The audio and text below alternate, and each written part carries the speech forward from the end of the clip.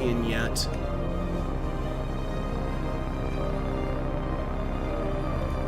But will be momentarily. Okay, I think this is better. It is. And again, we're not looking for perfection. No, but I want you guys to hear me. For sure.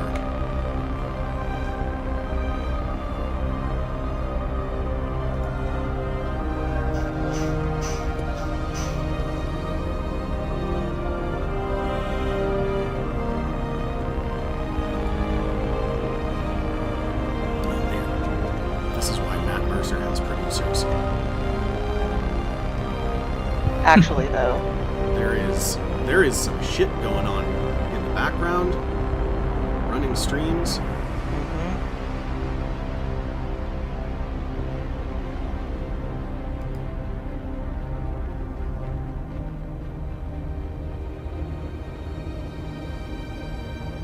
Okay. We're gonna start for real in 3, 2, 1. Good evening, and welcome to our Delta Green actual play campaign, The Cost of Silence. Tonight we're kicking things off with a session 0 and a short scenario that veterans of the game will know quite well, probably, called Last Things Last. If you don't know Delta Green, it is a modern horror tabletop role-playing game about agents investigating unnatural threats and the personal costs they accrue in the process. I am Colby Ford, the handler for this campaign. I've run a lot of games for this amazing group of players, and I'm very excited to bring this story to life with them. This is my first time streaming a TTRPG, so we're keeping things very simple while everyone gets comfortable with the format. Expect some rough edges, of course.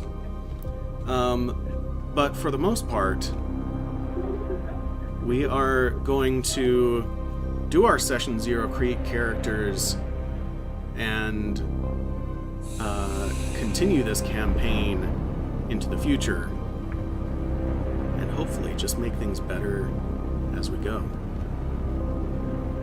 I've introduced myself. I'd like to quickly give a chance for the other players to introduce themselves. We're waiting for one at the moment. But Charlie, why don't you tell the stream whatever you like about yourself. Well, I'm Charlie. I've been playing with Colby for what? Almost 2 years now. Yeah, around that. Yeah.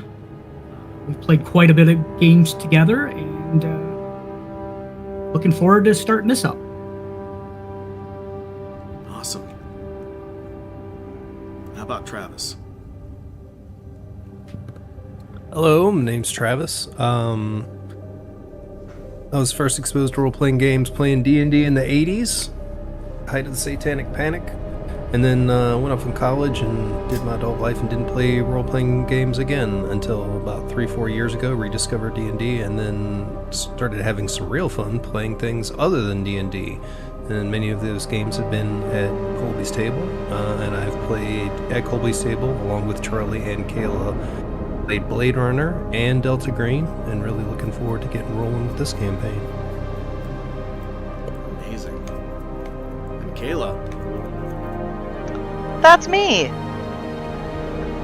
I'm Kayla. I have also played some role-playing games. I started playing D&D like 7-ish years ago. And now here I am. And here we all are. Amazing.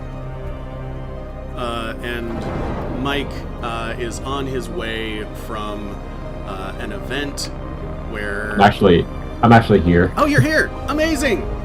Mike, Yeah. tell us about yourself. Mike, I've been playing games since I was 14 back in the 90s, so we're talking a long time, mostly GMing. And then I got a chance to play with Colby at his tables a number of times now, and Killa, and Charlie once for a limited time. So it's great to see all of you back. I've been started up with D&D 2nd Edition and Star Wars D6 is, I think, 1st and 2nd Edition. And run the gamut of pretty much every game under the sun, from White Wolf to Burning Wheel to almost everything. But this one is new to me. I am not new to the system, but we are... I'm not new to, like, the game, because I've watched a lot of it, and I'm very excited to play it. That's me. Thank you. Yeah, so, I mean, tonight, we are, like I said, we're just doing our session 0 and keeping things very, trying to keep things pretty chill for tonight because, I don't know, personally, I'm a huge proponent of doing session 0s for TTRPGs and for one as dark as Delta Green can be in particular. And I always find it really interesting when people who stream TTRPGs actually let us listen in on that. So I thought I would join that. But yeah, for the most part, we're going to just talk quickly. Everybody here knows about Delta Green, knows what to expect, knows to expect a fairly slow burn and dark kind of story. But we'll talk about your characters, which you are only committed to playing through this one operation, which will be very short and sweet. So we'll get your characters set up. Of course, it would be awesome if you wanted to do something fancy, like play a grizzled veteran this time, and then next time your kid is trying to figure out what happened to your parents. Of course, my plan for this overall campaign is for us to begin in late 1992 and go to sometime around 2016. So we'll have near 3 decades for your characters to grow and change and age and die. But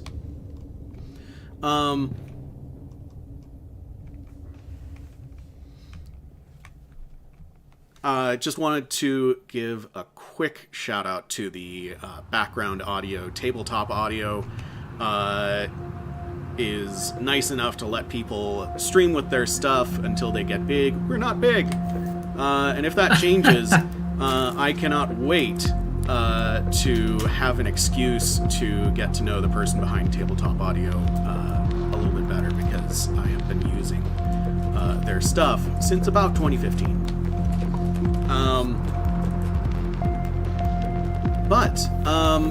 Yeah, let's get into the typical Session 0 stuff.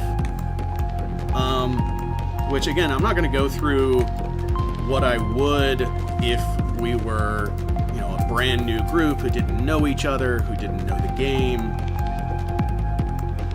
But I just wanted to, again, quickly touch on some of the themes of the games, talk about boundaries and safety tools, and also some honestly differences. All of you have played with me in normal games just for fun, not so much streaming, and that comes with some differences. Right now is a fantastic time to talk about some of those expectations. And then character building will probably take a lot of our time. But anyway,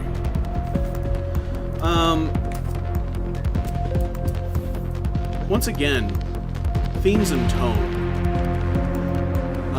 Delta Green is often compared to the X-Files, or to True Detective, particularly the first season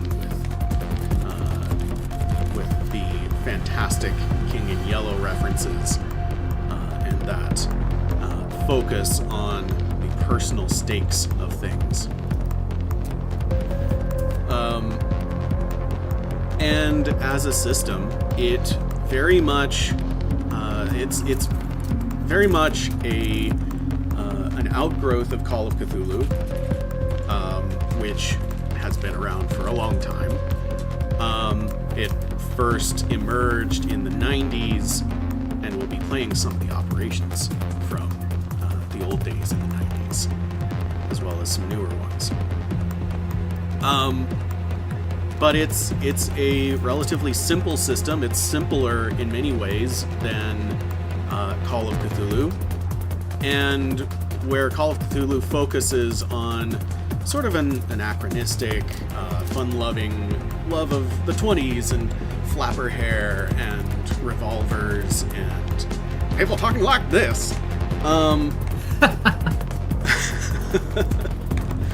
Whereas Delta Green brings that to a modern time, and that does some really interesting things. I've had more than one of you say this to me, but my experience with it is that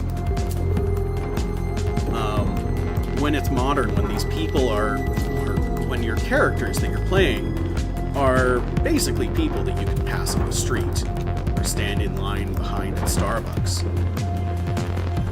things tend to get a little bit more real. And there is absolutely an aspect of cosmic horror to it, and it's a poorly kept secret that a lot of the cosmic horror is a Lovecraftian sort of Cthulhu mythos. But of course, where Call of Cthulhu is about the myths of these great cosmic gods, Delta Green is not about finding answers or solving problems, or even just surviving. It's more about minimizing damage and exposure. The theme of the game is not survive or kill the enemy, it is cover up. And all of you have seen some of the difficult choices that I can put characters into. But anyway, that's kind of how I see Delta Green. Do any of you have any thoughts or additions to that, or questions?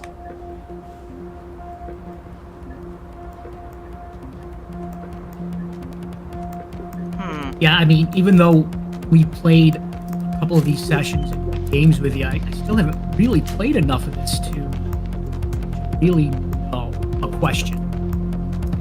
Yeah. If that makes sense.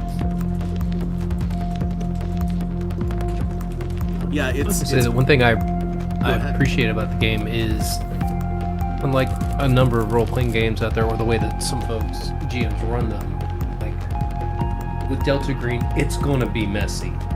Like, there is absolutely a cost, no matter what, and it might be a really big one. And so there's just this inherent darkness to it, and this inherent, like, you're going into it, and you know you're outgunned, and you know you're kind of set up to fail, but you gotta try anyway. And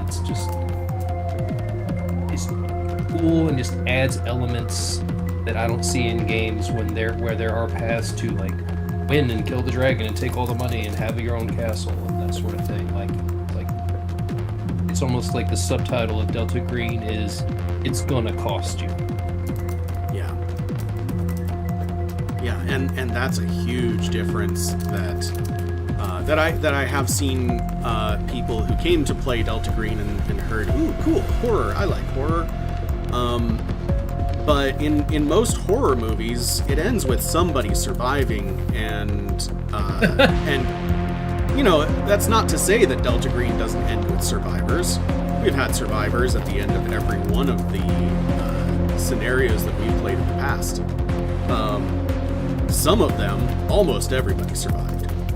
Not but me. not Charlie's characters, not very often.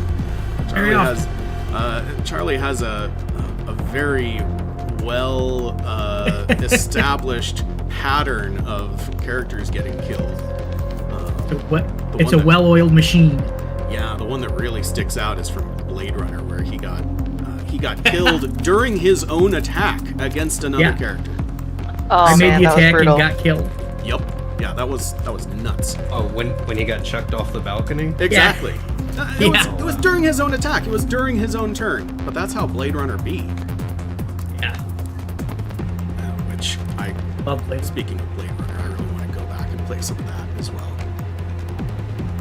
But anyway, yeah, like what Travis was saying, there's a certain level of closure that you expect even from horror.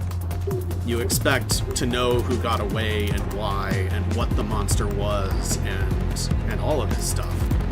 And Delta Green, to maybe use a really bad term for it, but it kind of blue balls you on all that. It doesn't give you the answers. It doesn't give you the satisfaction of knowing that you removed a threat from the world. Stuff happens, you do your best, and if nobody ever finds out about it, that's the best you can hope. Which I just love. That is such a change from most TTRPGs. Yeah. So, let's talk boundaries and safety tools real quick. I mean, of course, this being on stream, there's an aspect of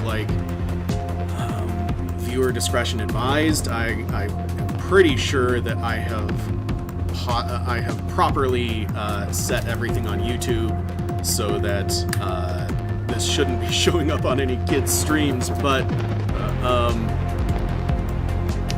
anyway.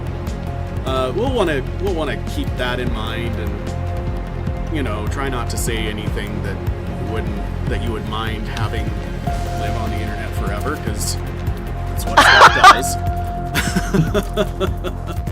Not that I think anyone here is No pressure, though. going off on any kind of racist tirades or anything. Oh my god, that's so funny. But yeah, so that's something to note. And my usual MO when I'm running games and running a session 0 is that I will have a public list of lines and veils, which are pretty typical, pretty standard, and kind of just check all of them on everybody. And Delta Green has this great habit of thinking of horrifying things that you thought would breach a line or a veil or something, and just kind of surprising you with them. None of the operations that I have lined up for us there are some operations in Delta Green where if you read any comments or reviews about those operations, every single comment or review starts off with the words, "Please, oh God, please pay attention to the content warnings." For real. That's so real. Yeah. And that is specifically known about the one that's called God's Teeth, which sounds really interesting. I'd love to read it one day, but it's not one of the ones that's in front of us. But I just laugh at, you go to its page on DriveThruRPG, and every comment is like, yeah, it's really good, but oh god, if you have problem with harm to children.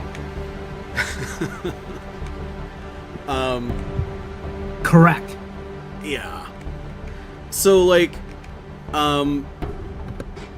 more likely the approach to safety that I'm gonna take is twofold. One is putting it squarely on all of our shoulders as players.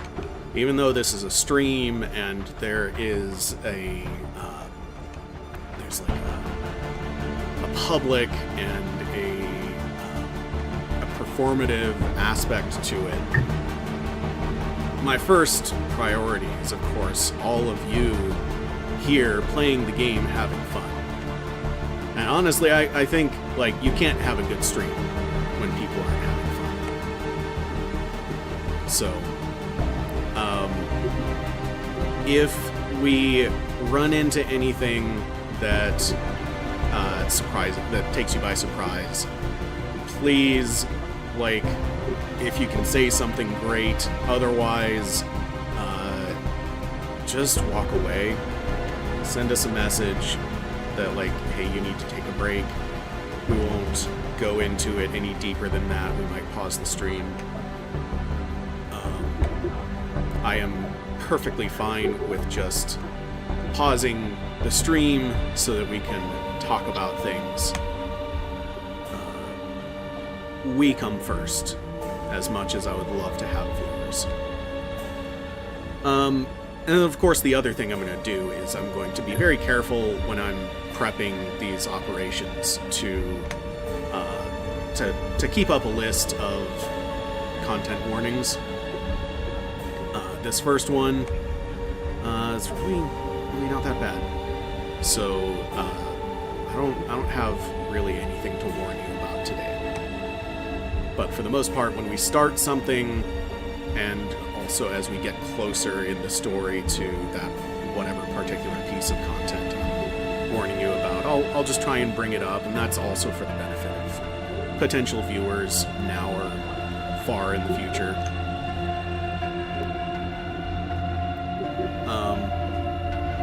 I don't know, do any of you have anything that you want to kind of bring to the surface as wanting to be careful about, even if you've already told me in the past? It's always worth repeating these things. I have one. Please. It's torture. Yes. Like, like maybe like torture and helplessness. Like, can do, I guess, but like, I might like leave for a minute or something. Yeah. Well, and It's of kind of like course, it's a handle with care situation, and you know, even if handling with care doesn't do enough for you, then please just mute us for a while. Mm-hmm. This is, of course, is coming from a little bit of just being funny, but that's coming from the ball smasher, Kayla. Oh my god, I know. Right? Okay, listen. The ball smasher smashes balls. The ball smasher doesn't tie people up and then smash their balls. It's a one-on-one, like a 1v1 fight. 1v1, yeah. I'm not against violence. Clearly. Oh, we know. Oh my gosh. That's pretty good. I will remember that forever. People are... Okay, we need to say out loud that is a reference to another game and another character. I am not personally in real life known as the ball smasher. Not with that attitude.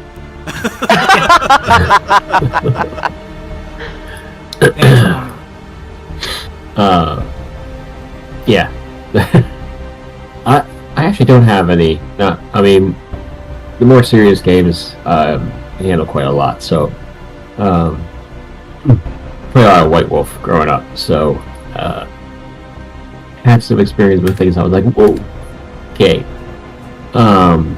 So we'll see. But yeah, we've had good ways of handling it in the past, so I think we'll.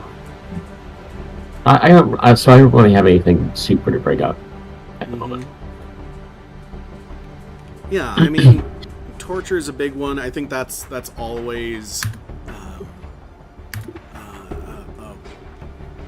It's the sort of theme that gets thrown into every 80s action movie to show off how badass the main character is.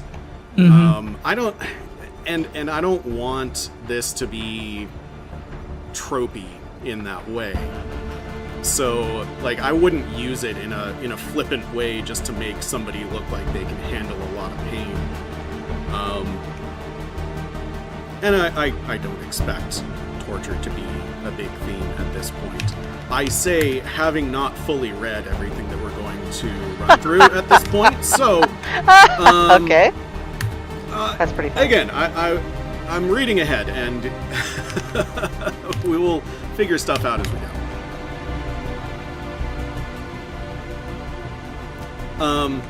Yeah, and similarly, you know, there are just some things... These are the things that typically, like, go on my lines and veils list, like sexual assault and various types of bigotry. These are things that are a real part of this world that we live in, and to an extent, Delta Green is meant to be this same world that we live in. But at the same time, you know, I don't think that those themes are really my story to tell and stuff like that. So I try to keep that kind of stuff out of it, unless it's very important, and in which case I will handle with care and warn everybody, players and viewers alike, in advance. And for any viewers, again, watching now or far in the future, if this runs into something that you don't like, you'll be able to figure out what happened after the fact. Just stop listening. Prioritize your own well-being. You can miss a few details and come back when everything's gone past whatever it was that is a trigger for you.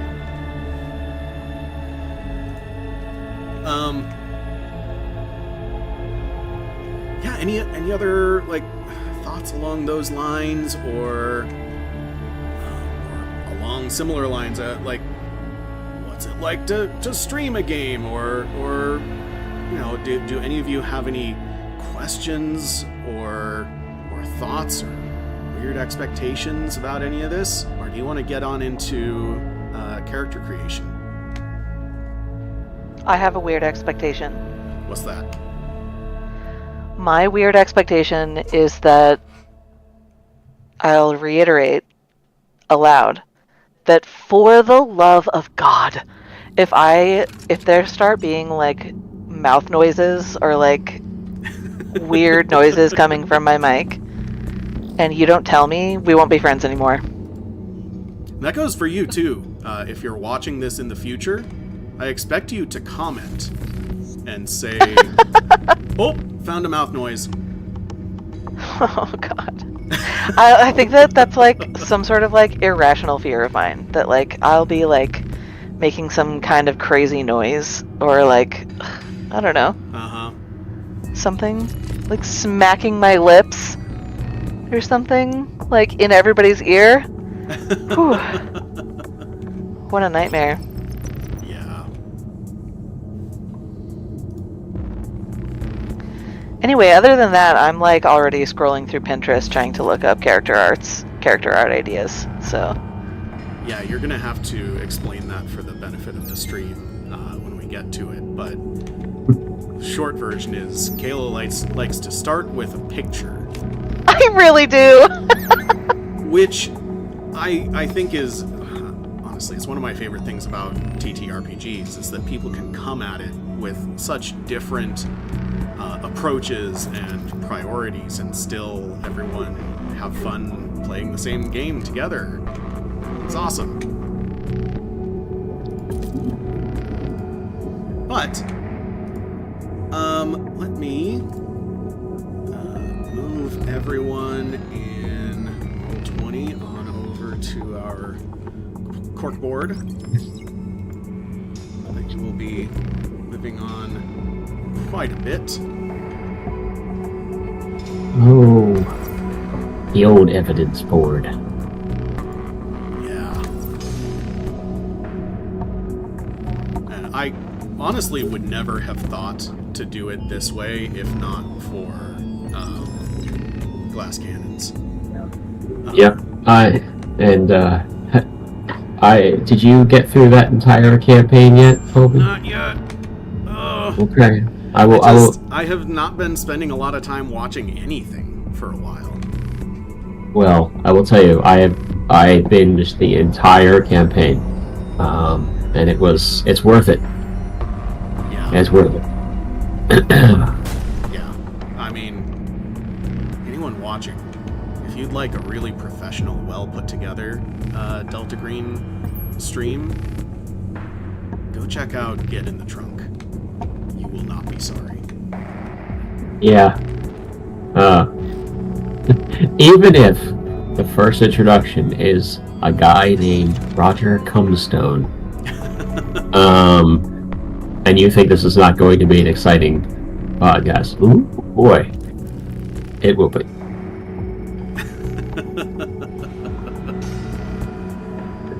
mean, Roger Cumstone came out of their session 0. Troy just Yeah. never played another character. Nope.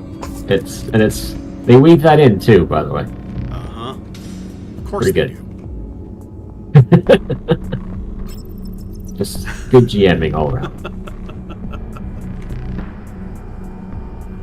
Okay, so, character building. I do have the rule book in front of me, but, Delta Green has huge rule books, and yet is rules light in some very important ways. So, like, as they say for every TTRPG, you should start with an interesting character concept. It's actually important this time to think through what kind of character could I inhabit. Travis in our previous games built a character that was kind of a one-off that he didn't really like and ended up being super compelling. And I think that kind of flowed out of just an idea that he was trying to fit onto a pre-gen set of stats. But yeah, what sorts of roles in the group of agents are each of you most drawn toward? Do any of you have any ideas for characters that you're kind of excited to try out? I got a couple, but some of it is going to depend on the stats and how they're rolled. And I'm going to give you some choices there. Okay. I mean, my favorite show as a youngin was the X-Files. So it's one of the reasons I love this game. So I had two concepts. One being an ex-military medic who saw a lot during the Gulf War. So I don't know if we're supposed to have because when you join Delta Green, you're supposed to have had an inciting incident where you became close, witnessed, or were a part of phenomena. And I remember those giant oil fires. Yeah. And something about that just struck me as spooky. And so I had an idea of a former combat medic who saw a lot.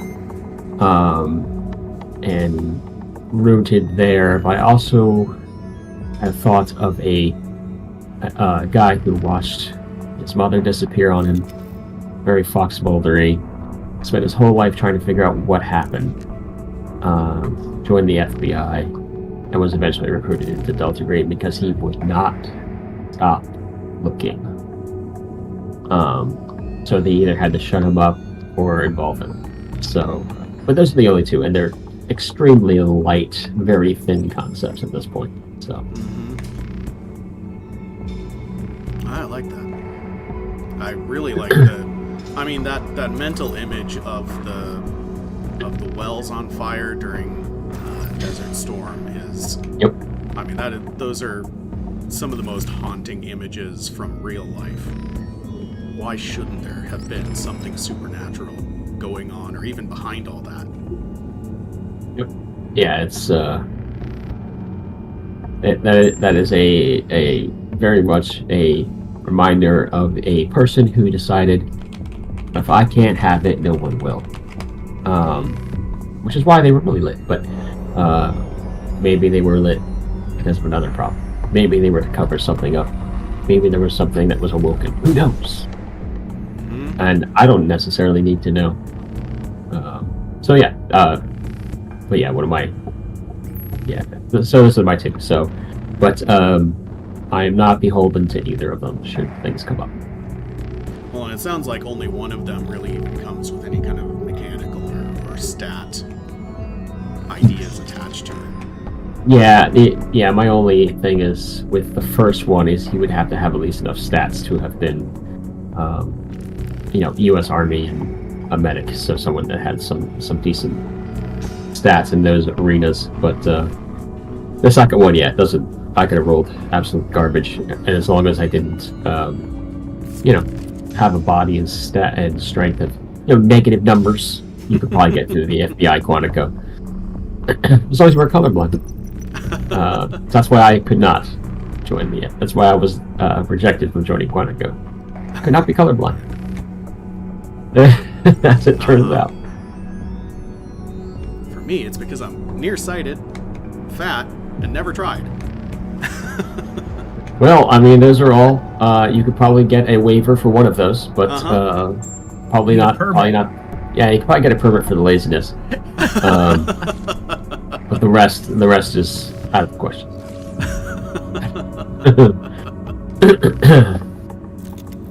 Awesome. Yep. Anyone else have any thoughts of characters that were kind of growing as we talked about this? I think it's going to depend on the environment that we go into, but I have two distinct ones in my mind. And boy, they couldn't be more opposite. I like the idea of a person living out in nature. He's kind of like a guide out in the wilderness. Has some connection with FBI, maybe Delta Green, that they will send agents out there for survival training. The one that was very like outdoor expert type of thing. Maybe has his own camp out there where he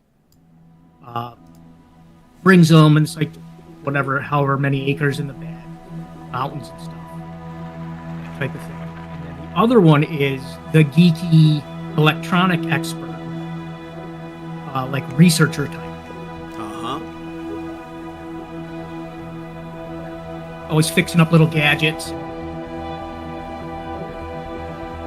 Not quite sure how that will work into Delta Green.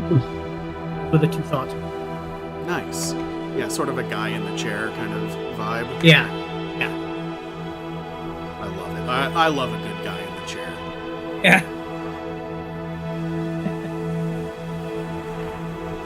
That kind of character always has a fun space in a story where they're the one that gets to react really big and not be cool about things, which I love, and especially for a Delta Green campaign, that is kind of necessary. And maybe he will live through for the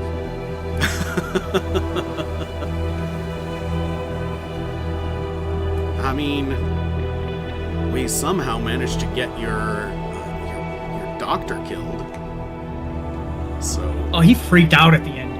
He did. He did. He never got over his temporary insanity.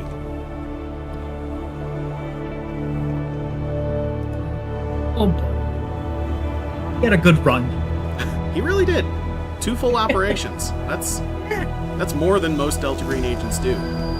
I only need one.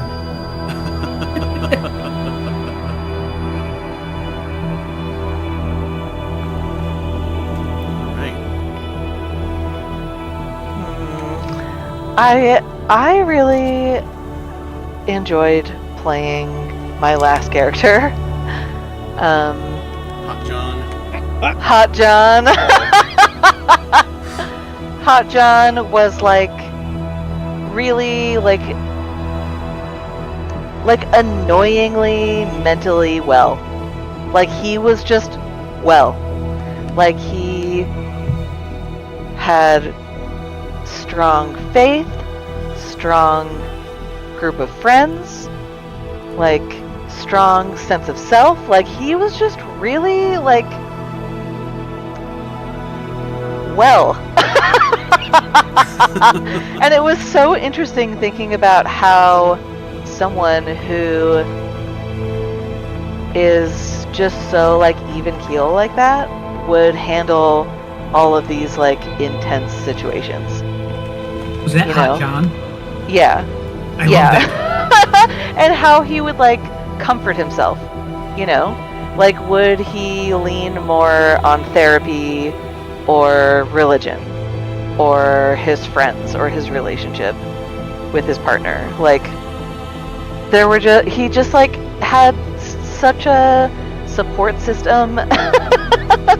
Anyway, part of me really wants to find another like angle of a person who is just like untraumatized. Mm-hmm. You know? Or else I have some other like more like fun ones, like a conspiracy theorist, like with a podcast or something. So Or that's early 90s. That's gonna be AM talk radio, man. oh Yeah. yeah. Like Maybe I'll be AM like the talk lone radio. Yeah. I'm thinking like the guy from what's that movie that like there's the end of the world and it's like 2021 or anyway, there's a guy who like is a conspiracy theorist who talks on the radio and he Was that like 2012 with? Yes, it's 2012 yeah. actually, and he like was Woody eats Harrelson. pickles. Yes, it's a Woody Harrelson character, and he eats pickles, and he like goes to Yellowstone to like see it or like blow up or whatever. Kind of like that vibe. So I guess what I'm saying is I'm thinking I'm gonna go either like seriously like annoyingly healthy, or like completely in the other direction.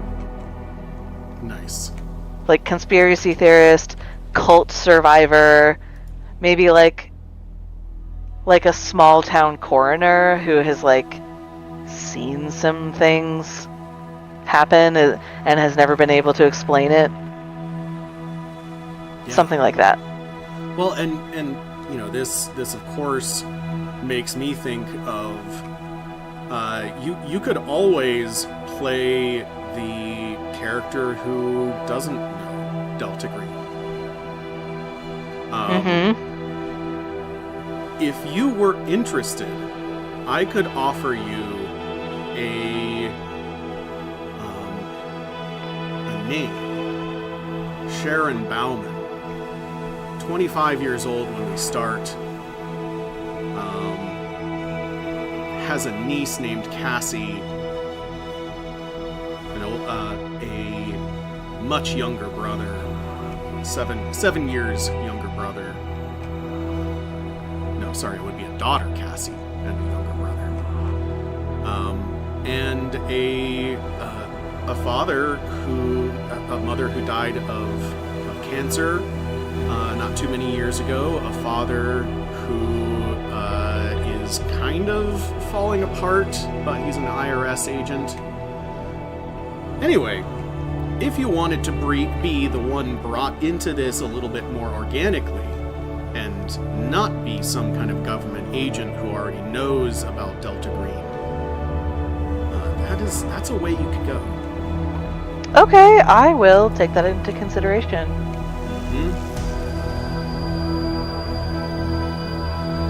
Awesome.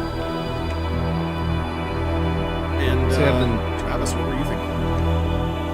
Well, I've been teasing out some ideas, but there's one I keep kind of coming back to. I like the idea. This is actually based on a real life example of a professor I worked with for a few years who spent her entire educational life research. She was basically going to become an expert in a very niche area of the USSR. And she took all the right languages, she took the classes, she did a PhD, and essentially her research area hinged on the USSR staying together. And she finished her PhD and defended her thesis and got her first job just as the Berlin Wall came down and the USSR fell apart. And she was like, shit, now I have to reinvent my whole career. What am I going to do now? And she pivoted and became a terrorism researcher and a terrorism expert. So I've got this idea of a intelligence case officer who has some German in his background a little bit, who has spent his whole educational career in the very beginning of his professional life working in East Germany, working at Stasi, basically, as an intelligence case officer, cultivating sources, being kind of a spook and a counter spook and a double agent herder. And just as he's finally getting his career going, it all goes to shit.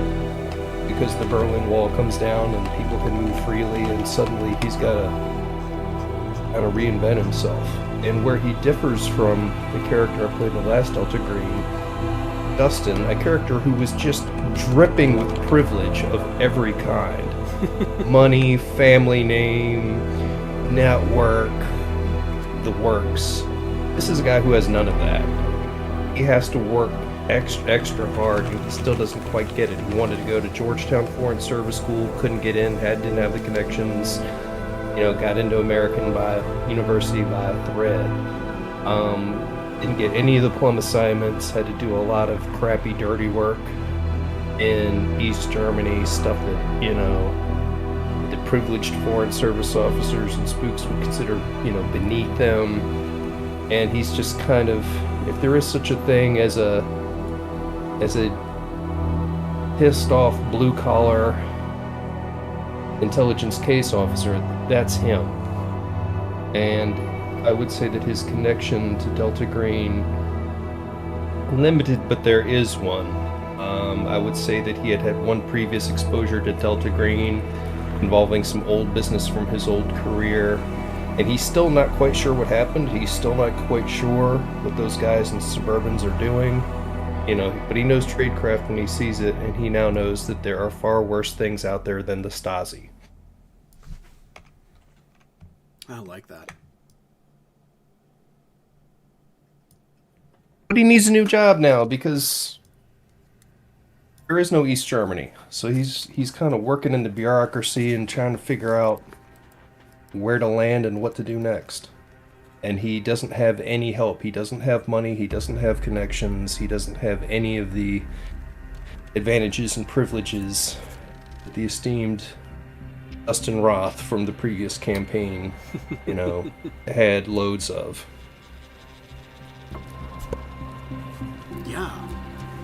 Yeah, so it sounds like you've got a profession in mind for sure.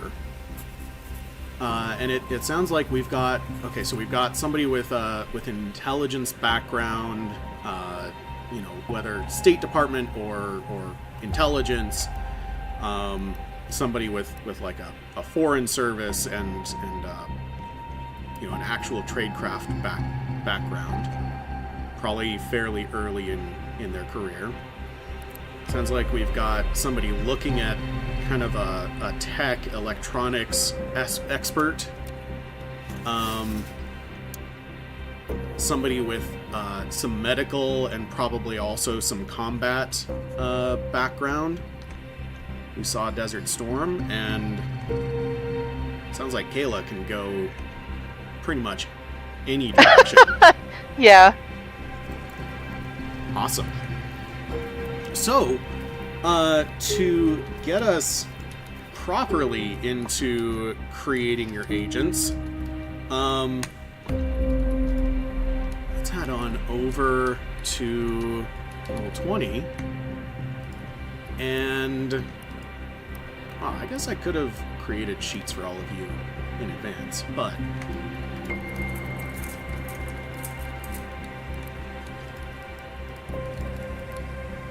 Hey, this is about an hour in. Should we do like a 5-minute break? yeah, sounds good. That'll give me a little bit of a chance to take care of some of the tech. Everyone can get up and walk around. Cool. Right back. All right. Sounds good. See you in 5.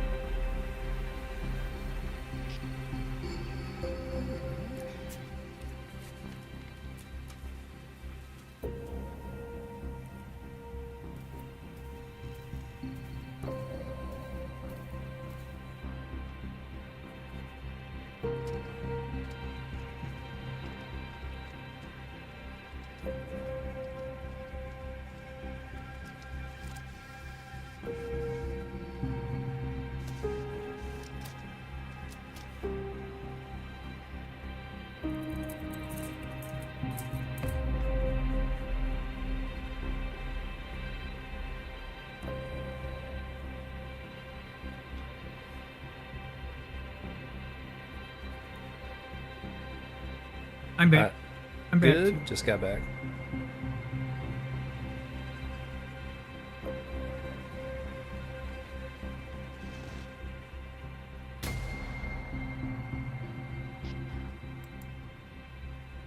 That's crazy, Tom.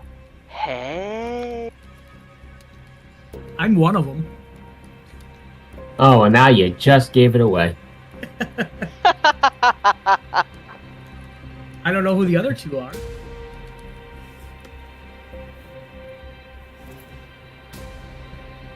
We don't know.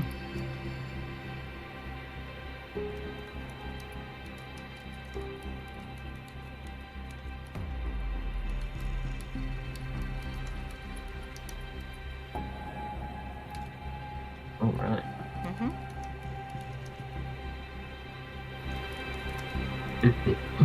And we're back.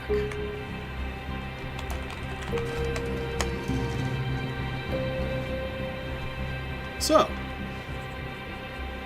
I took a much-needed break to pet my dog. And we're back to character concepts, character creation. And I did make blank characters for each of you, which everyone should be able to see, but only you should be able to actually edit your character sheet.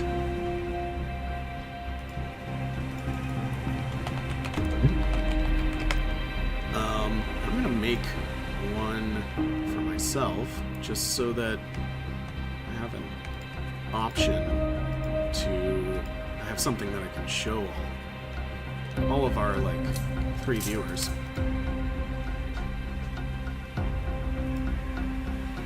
Oh, so you're showing video of your side of things, I see. I am, but not on the GM side. I'm just sharing. I have a second window where I'm logged in as myself, but as a player. So it's showing the player view, which is good. The GM view is very cluttery. But so you've all got some general ideas. The first thing to figure out as you start putting together actual mechanics is your statistics. 6 core stats, just like D&D. In fact, if you decide to roll them, you roll them exactly the same way. 4d6, drop the lowest, do that 6 times, arrange them as you like. Alternatively, there are some sets of statistics that you can use that are in the Agent's Handbook. And you can also just do a point buy kind of thing where you take 72 points and allot them to your scores however you like. There are, part of the reason to do character concepts at first is to know, what stat is going to be important. Kayla really likes annoyingly put together people. And if you're looking for a way, if you want a character who has their sanity together, then you want high power. Okay. If you want a character who can handle themselves in conventional combat, then you want higher strength, constitution, dexterity, that kind of stuff. But I'm going to leave it up to each of you how you want to determine your stats. If you want to actually roll them, do a point buy, or pick one of the sets. I'm probably going to pick one of the sets. I'm just going to go find them. They are on page 19 of the rulebook. And really, there's only Thank 3 you. sets. They are 13, 13, 12, 12, 11, 11, if you want a very well-rounded character. If you want a character with, like, a couple really good stats and then the rest reasonably well-rounded, then you take 15, 14, 12, 10. Or if you want to kind of min-max it, take 17, 14, 12, 10, 10, and 9.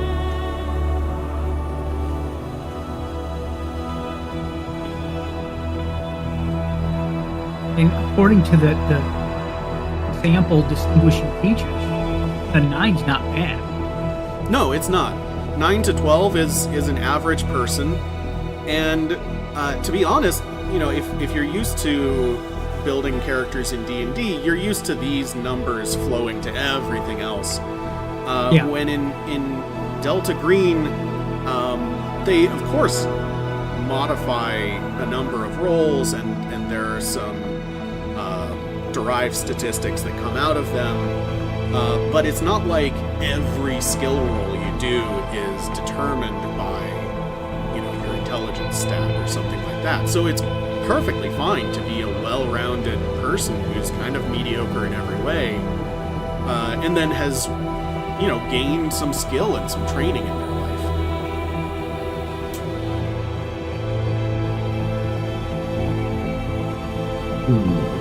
I'm going for highly focused. Nice.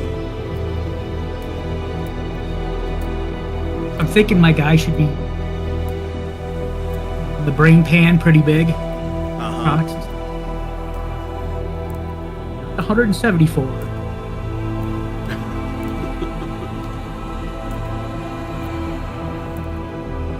Yeah, so if you're putting your 17 into intelligence, then your character is brilliant.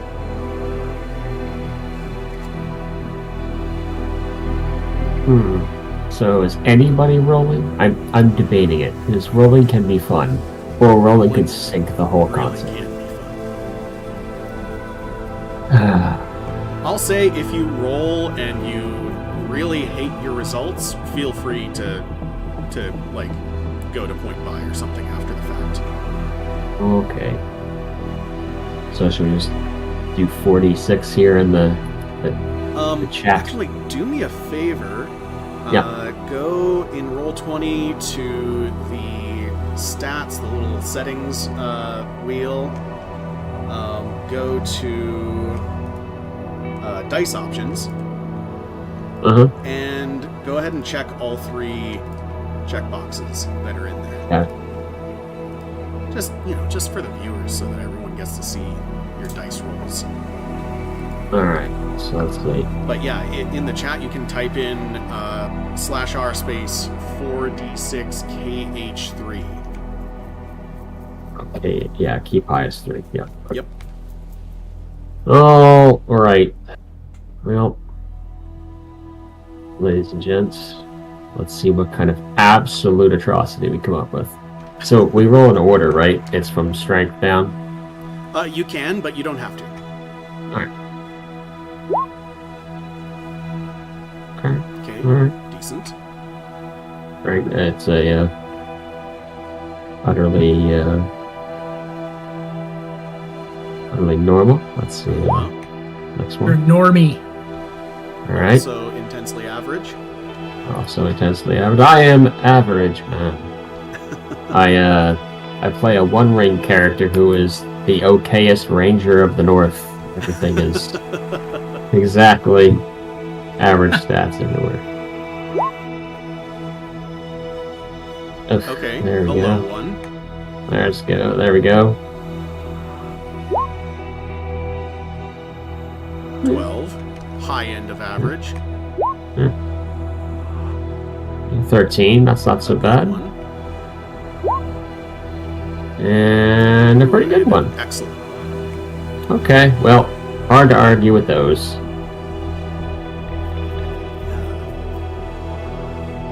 Alright.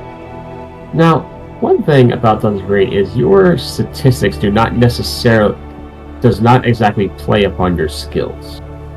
That's right. It's just if you have to default to a stat. Exactly. So when it comes down to your character's sheer brain power, then you roll straight on intelligence. But if it's accounting and you have training in accounting, then one thing Delta Green does that I really like is that it calls for you to not roll most of the time. If a character has some skill in something, then they do it. But yeah, your skills are, as far as I'm aware, not influenced at all by your core stats. Yeah, that makes sense. Alright. So if I put these all in order, it's not so bad, although it does put my, I was gonna put my dexterity at crap, but that's not necessarily bad. Yeah, that'll have your character kind of like slow to react. The biggest thing dexterity directly affects is your initiative, Oh, yeah. if and when that is necessary. That's where Roger Comstone always got shafted too. Yeah, he was low dex. Uber high strength. Yeah, unless you would allow me to place these stats wherever I want. Yeah, absolutely. If you want to put them in whatever order you like. Okay, alright. We'll see how that shakes out.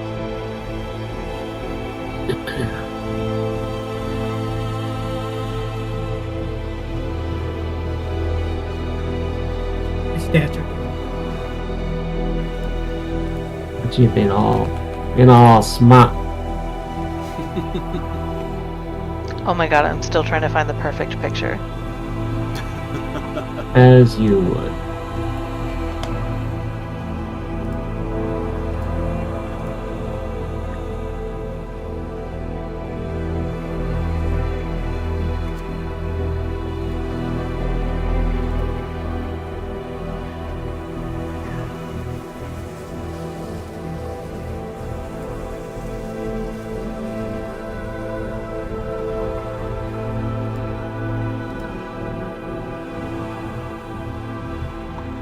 How's everyone else doing with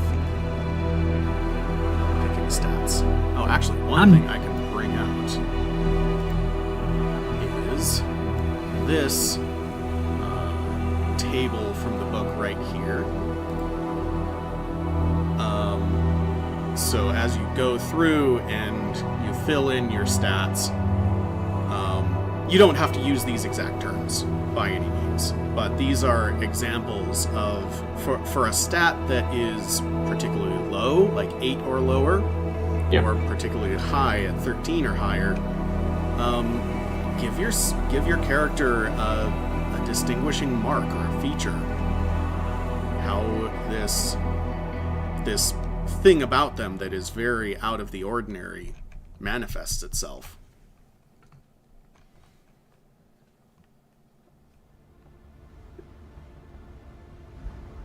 in what way, Colby? Well, it depends. Like, it depends on what stat we're looking at, but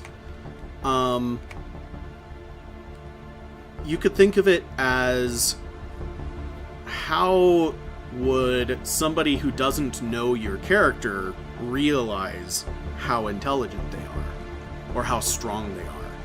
You know, maybe they're just swollen huge, or maybe they're that like that arm wrestler on TikTok who looks like a string bean, but Whoops, everybody.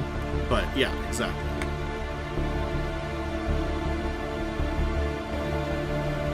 So you can just like give yourself an adjective for anything that is externally notable about your character.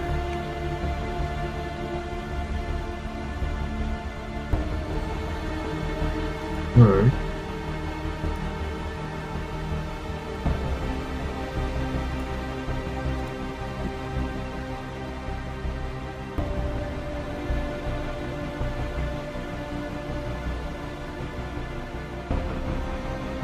Do we have anyone in the group thus far that happens to have any happens to be decent at talking to people? Yes. Mine is Yeah. probably going to be. Okay. Just want to make sure we have at least one person who may be capable of holding a conversation. Not saying that that's a requirement. Saying it might come up. Yeah, my character is going to be good at that. Yeah. Yeah, when we were paused, Kayla mentioned an idea. Are you still thinking of going the direction you thought? Yes-ish. Okay, so here's what I'm thinking. Therapist. Okay? Oh boy. But I'm trying to decide if I want to go, like, painfully mentally well. Therapist? Like... or to do, like... some kind of, like, optimistic nihilism therapist. Like, I've heard so much from all of the Delta Green agents that, like, I have like a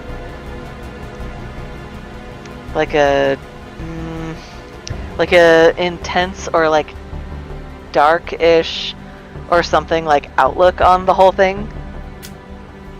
Mm-hmm. So, like, unicorn or vampire? And honestly, I'm kind of leaning towards unicorn. Why not both? Fair. So anyway, my character will be good at talking to people. Yeah. Cool. Alright. So, I figured for a combat medic who has seen some terrible things, I put my highest stat in power. Mm-hmm. Just lots of just incredibly high willpower. Yeah. Well, and of course, one of the optional sort of add-ons that you can take during character creation is you can decide that your character is like a grizzled veteran, and you lose some points off bonds, you lose some sanity at the start, but you also know a little bit more and have some benefits and other skills. True. I think he's too young to be a grizzled veteran at this Yeah, point. especially, if he was in Desert Storm, that was like A year ago. yeah. Is this what, 1992? Yeah. Yeah, it's less than a year ago. Mm-hmm. So I'm thinking he's like 21, 22 at most. Like, Mm-hmm. and he's already almost at the end of his 4-year tour with the army. Although maybe it was, someone else can correct me. Is it 4 or 6 years as a tour, as a When I was in the army, you could pick basically almost anything, depending on how long your training was. I was Okay. only in for 3 years. Okay. I imagined a specialist, like a combat medic with like a 68W, is probably a little longer than 3 years, but It might be. he may also have signed back for another one, which is possible. What else am I going to do? Become a paramedic and earn the same amount of money? Yeah.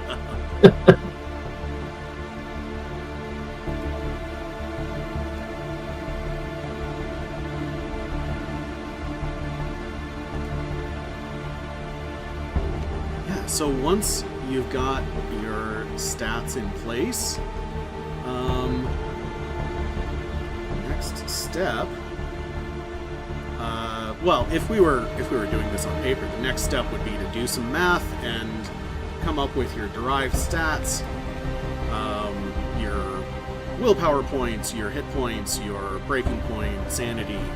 But on Roll20, these sheets do everything for us. Yep. For any viewers now or in the future who would like to know what they do specifically, your agent's hit points are determined by the average rounded up of your strength plus con. Your willpower points are equal to your power score. Your sanity points are equal to your power times 5. And your breaking point is your starting sanity minus your power. But anyway. Yeah. You have essentially 5 levels of sanity. Yeah, essentially. The way it breaks down. Yeah, and if things really start happening when you get to those breaking points. Yep. But the really big thing to talk about is your profession. Not because it's like D&D and everything your character can do is determined by your profession, but it very much shapes who they are and what skills they end up with.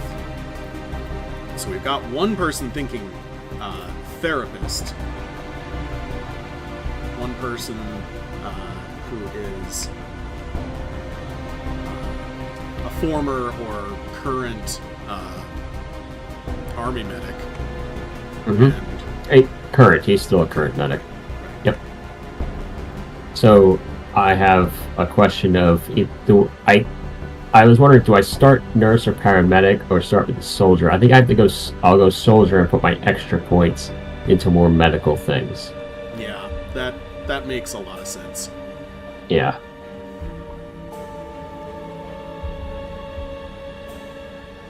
So I think I got my employer. Which one are you doing?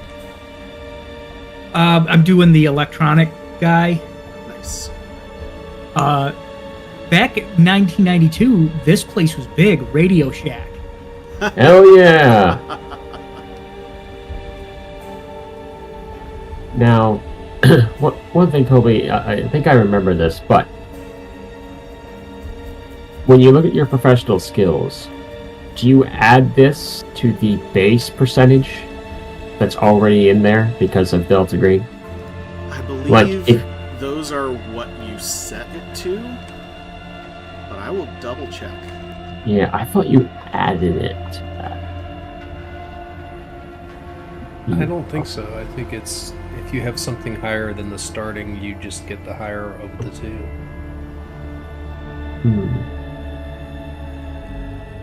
Yeah, so there are bonus skill points that you can allocate otherwise, but these percentages that you're seeing are standard for these. So yeah, so you just type in the number that corresponds. Yeah, so if I had an alertness starting at 20%, but mine is 50, I would replace the 20 with the 50. Exactly. Okay.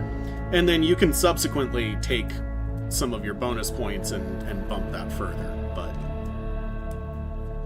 these are the what every foreign service officer or engineer is expected to be able to do. Gotcha. Okay.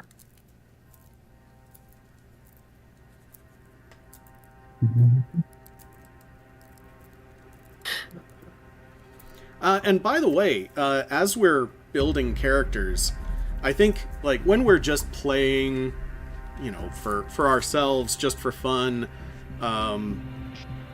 I think the tendency is to be kind of tight-lipped about what you're doing on your character sheet and let it be kind of a surprise. But also I think it's valuable for, of course, for potential listeners, but also to a certain extent to each other to know what everyone's actually good at. So as you go through, if you especially if you like decide to set something to like an 80 at this point, tell us about it. So that tells us a lot about your character. Okay. I think that I don't know. Do you want us to go through what our professions stuff is set to, or should we wait until we just get to the bonus things to see where that lands? Yeah, I mean, tell me about the profession that you picked, if you want. But if you're saving something juicy, or if you're trying to decide on something, you can give it some time. Yeah. So, like I said, I made mine the soldier or marine profession. So there's a lot of base stats there with alertness, athletics, some bureaucracy of all things, but it actually makes a lot more sense the more I think about it. Mm-hmm. Yep. Drive, a little bit, not as high on firearms as you'd expect, but it's up there. First aid, and then military science, navigate, persuade, and then some unarmed combat. Yeah, and then I gotta choose some other things. I have to really look into what's going on there. But yeah, and then once I get to the free stuff, I'll probably be putting more things into like medicine and pharmacy. Yeah, absolutely. And there are even at the page, starting on page 27, there are optional bonus skill point packages. Basically, like what did your character do, or how did your character add on some things, and they suggest what skills to add on to. So like if you're starting with a soldier, you could also then look at nurse, paramedic, or pre-med, which suggests putting the extras at first aid, medicine, persuade, pharmacy, psychotherapy, science, search. Yep. That's exactly what I was looking at. Nice. By the way, what is SIG-INT? That So, is all things intercepting radio signals, bugging apartments. That's a very... I would say it doesn't come up hugely often, but when it does, it is a highly useful skill for sneaky sorts. Gotcha. Okay. Signal intelligence. Yep. Yeah, that's what I thought it was. Signal. I'm like, really? Signal? That's what I was in the army. Nice. Oh, look at that. So if I pick up some of that, you could be like, that is incredibly wrong. That's not how that works at all. Probably not now, but back then maybe. Back then, it was all transistor radio, see? Basically. We actually No, we had Sure, satellites. there are major parts of the Yeah. military that are still running on vacuum tubes. Mostly our nuclear weapons. Yeah, nuclear weapons in particular. So running off 5.5-inch floppy disk drives. Hey, if it ain't broke. Yeah. Not connected to the internet. So, I wonder why you don't want to connect some nukes to the internet. Let me push this button, I'll show you.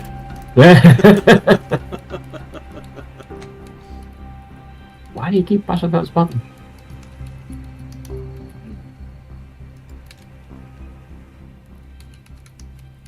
First aid.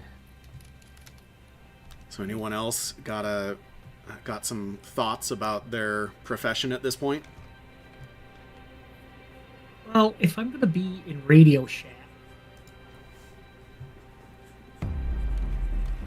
I guess computer scientist or engineer.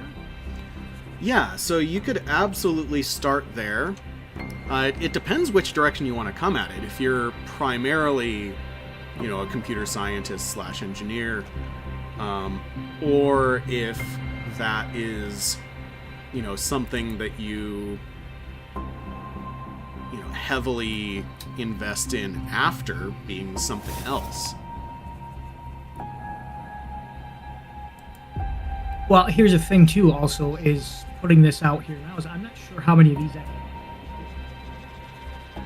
maybe sessions.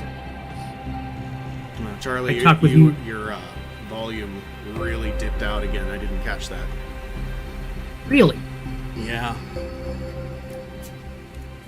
Onwards. I was just saying that I won't be able to make all the sessions because of work starting up in like another month. Oh, right.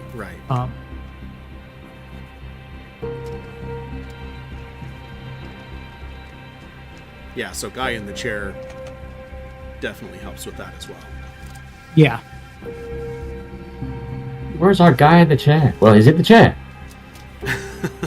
Sleeping. Yeah, he's out bartending to make his rent.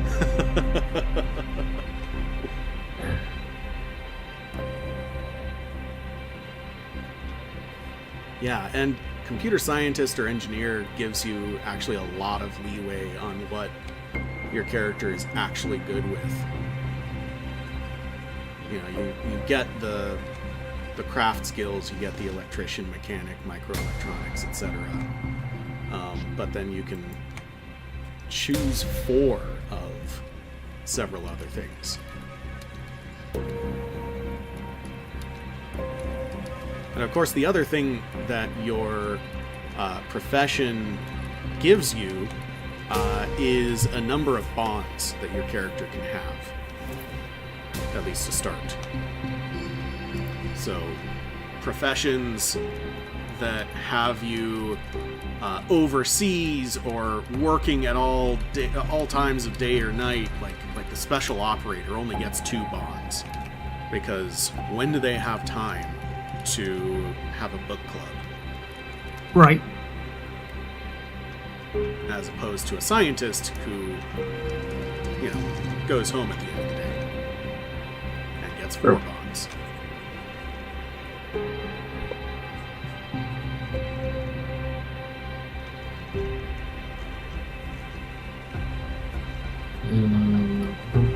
Travis, did you end up going Foreign Service Officer? Intelligence case officer. Nice.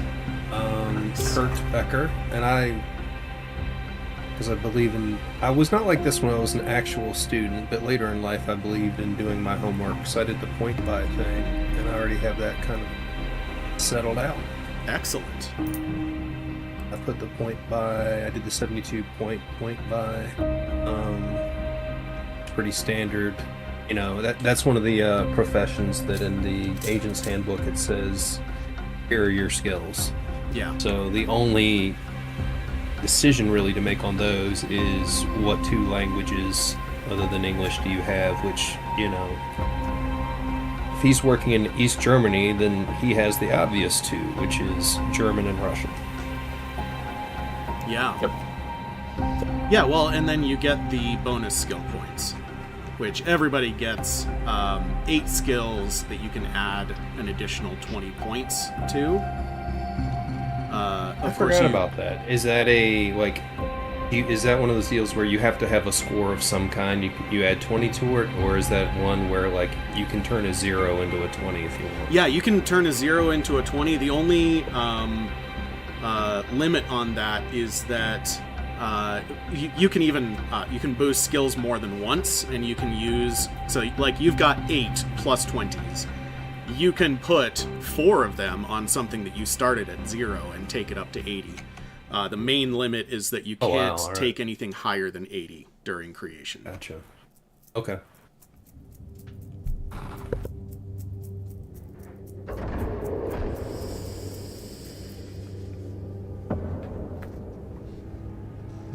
Yeah. Yeah, and then you mentioned, just real quick, Yeah. you said distinguishing features. Is that something we should do for, you know, the couple of abilities that are highest, or is that something we should have for all of our abilities? Just for things that are out of the range of like 9 to 12. Okay. So if That it's makes 13 or higher, then it's something that's, you know, notably above average. If it's 8 or lower, it's notably below average. Thanks.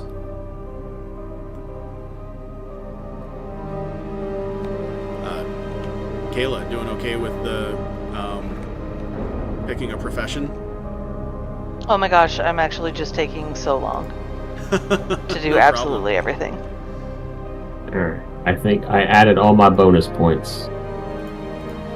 Nice. I am thinking of my profession being clinical psychologist and licensed social worker.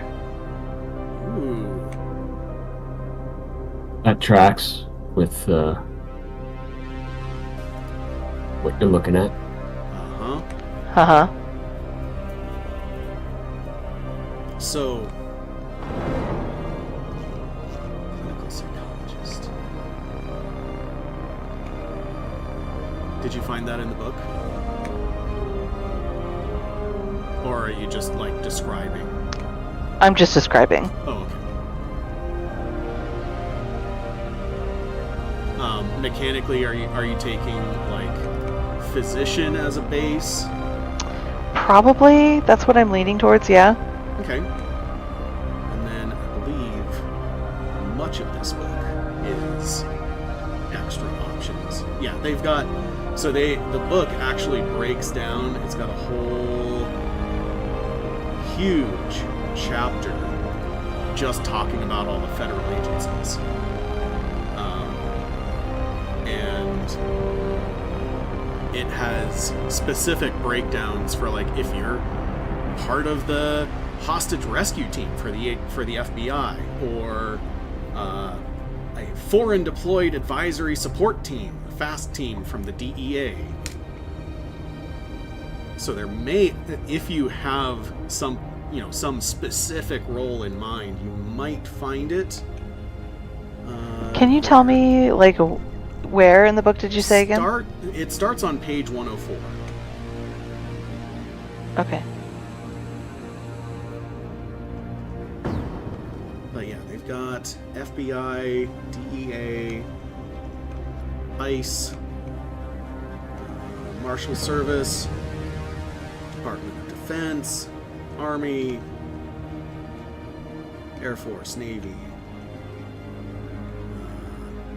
Marine Corps, Special Operations Command. You know what I just realized? I'm looking at the wrong book. Oh, I'm looking at... need to know. Yeah. Okay. Okay. Did I share a link to the full book? In my emotions, I feel like you did, but I don't know that for sure. So I'm gonna go see if I can track it down. I did. Great. I am pinning it so you don't have to search. Thank you so much. There you go.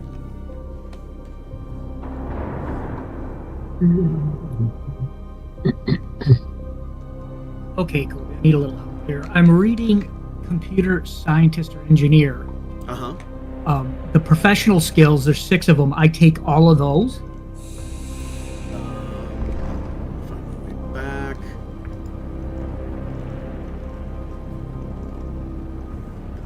Page 21. There we go. Thank you. Yeah, so you take all 6 that are under professional skills. So you get computer science 60, you get craft electrician 30, craft mechanic 30, craft microelectronics 40, science mathematics 40, and SIGINT 40. And then you choose any 4 below that line from among accounting, bureaucracy, any other craft, foreign language, heavy machinery, law, or any science. Is there a list? And where do I put the extra craft boxes? Oh, yeah. I ran out. On Roll20, you can... do you see in the 3rd column of the skills on the right, it says foreign languages and other skills? You Yep. can just hit a plus and then type in whatever you need there and set the level to whatever you need. Perfect, thank you. Is there a list of different skills, like different crafts? There is. Starting... I mean, pretty much anything you can think of can be a valid skill for this game. So you don't have to feel like there is an official list that you have to pick from. But Gotcha. if you're looking for an official list, it starts on page 28. And it's got basically a list of all of the things that are typical and an explanation of what they are. But yeah, for let me see, craft. Yeah, craft was. I almost took craft, but the for my character, ended up taking a foreign language, which was Arabic. As I feel like that would be a language that you would have picked up in Iraq. I don't know if Kuwait has its own language. I'm pretty sure Kuwait speaks Arabic. Maybe I should Google it before I say that out loud. I mean, it's gotta end up with a 40%, which means okay, yeah, enough to know, like, you know, your name, you know, the current date. Yeah. Well, and 40% is actually quite good for a skill level. Because those, 40% is talking about, when you're trying to roll under 40%, we're talking about, are you good enough to do this reliably when you're under incredible stress? If you're not under incredible stress and you've got 40%, then you do it just fine, automatically. Right. But yeah, at 40% with Arabic, maybe your character was deployed with Desert Shield for a good amount of time. Before the storm. Yeah.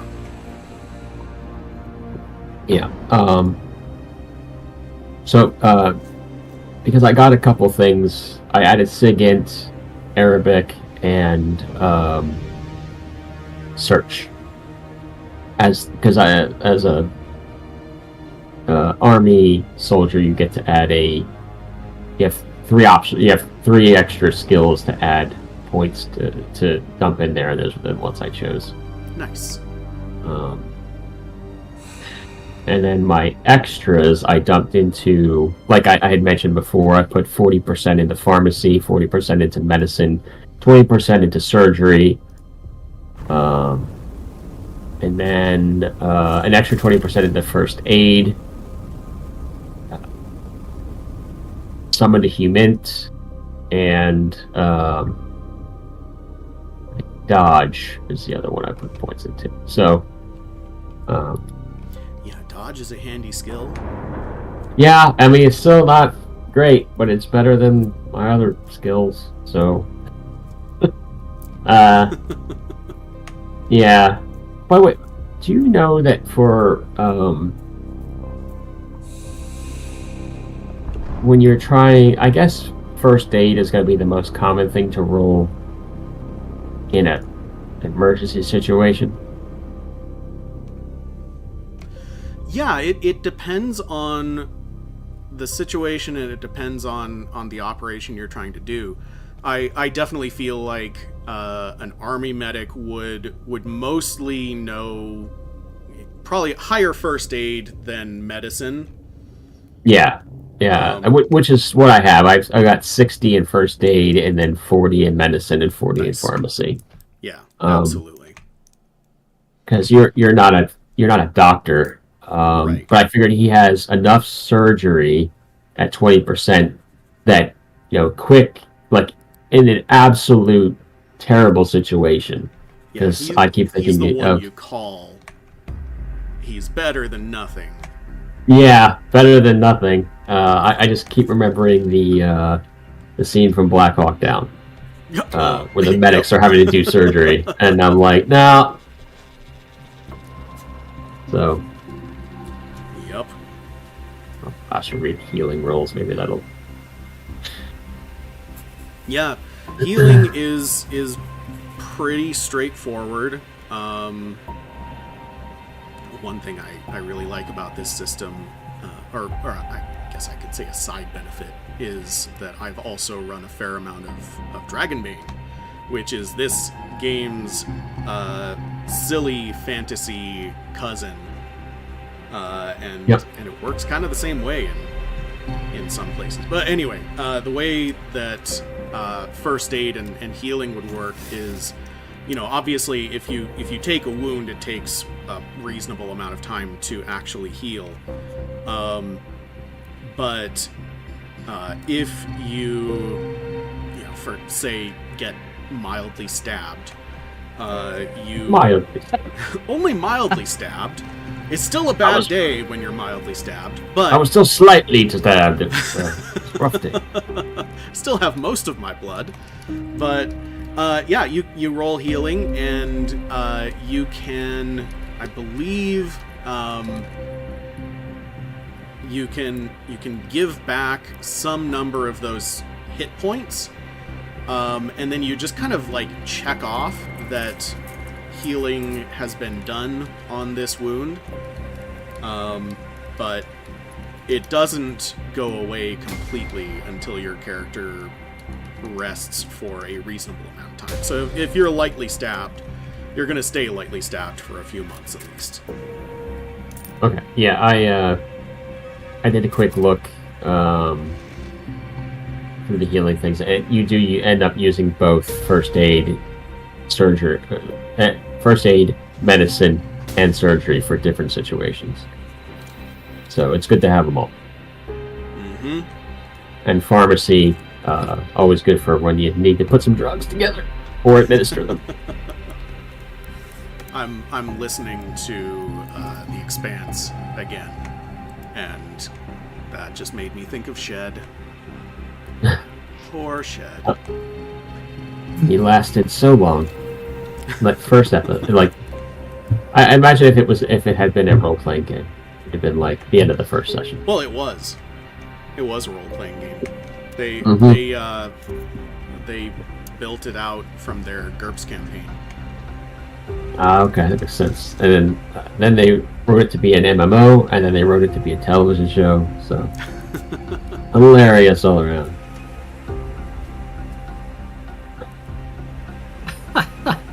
Okay.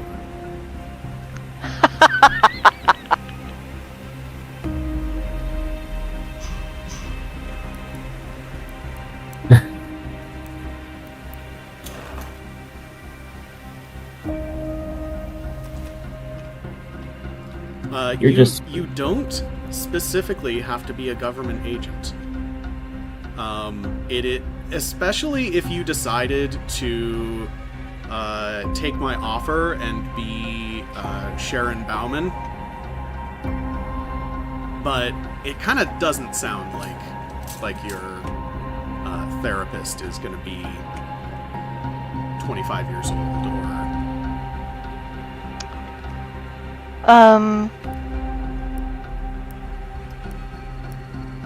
I don't... Do you have a character sheet for her? It's just a name. I have a name and a date of birth, and that's it. And the fact that she has a daughter named Cassie.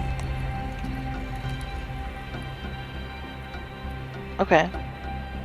You're like, that didn't help me at all. Yeah.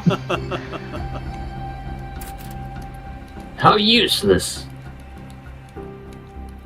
So where...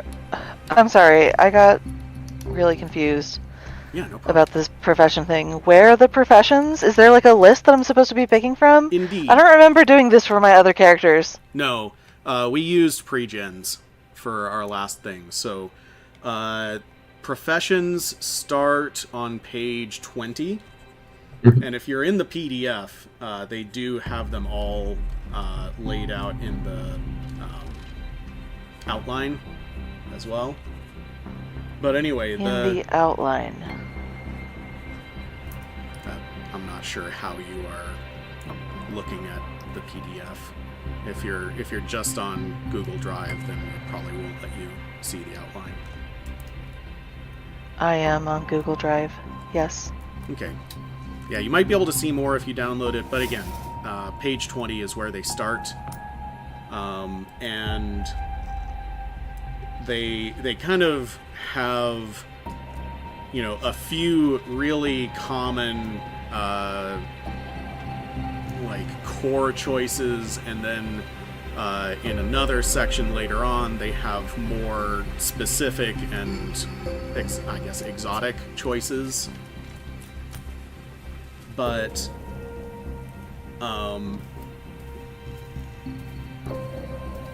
physician might be a good place to start if you wanted.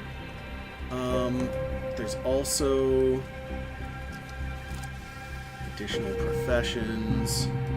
You can also build your own if you just want to put the skill points where you decide. Okay.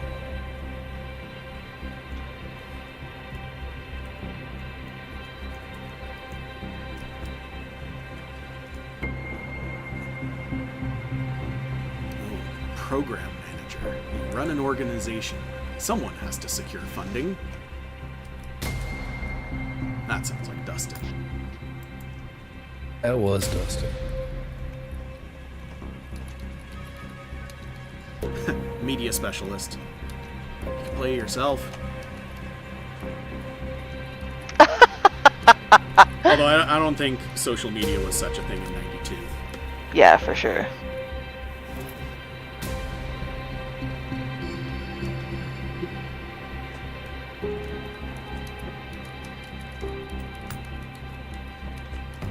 I think I might tweak the physician profession. Yeah, that might be the way to go. If you want to, like, downgrade your medicine and first aid significantly, you can just put those points elsewhere. Okay, cool.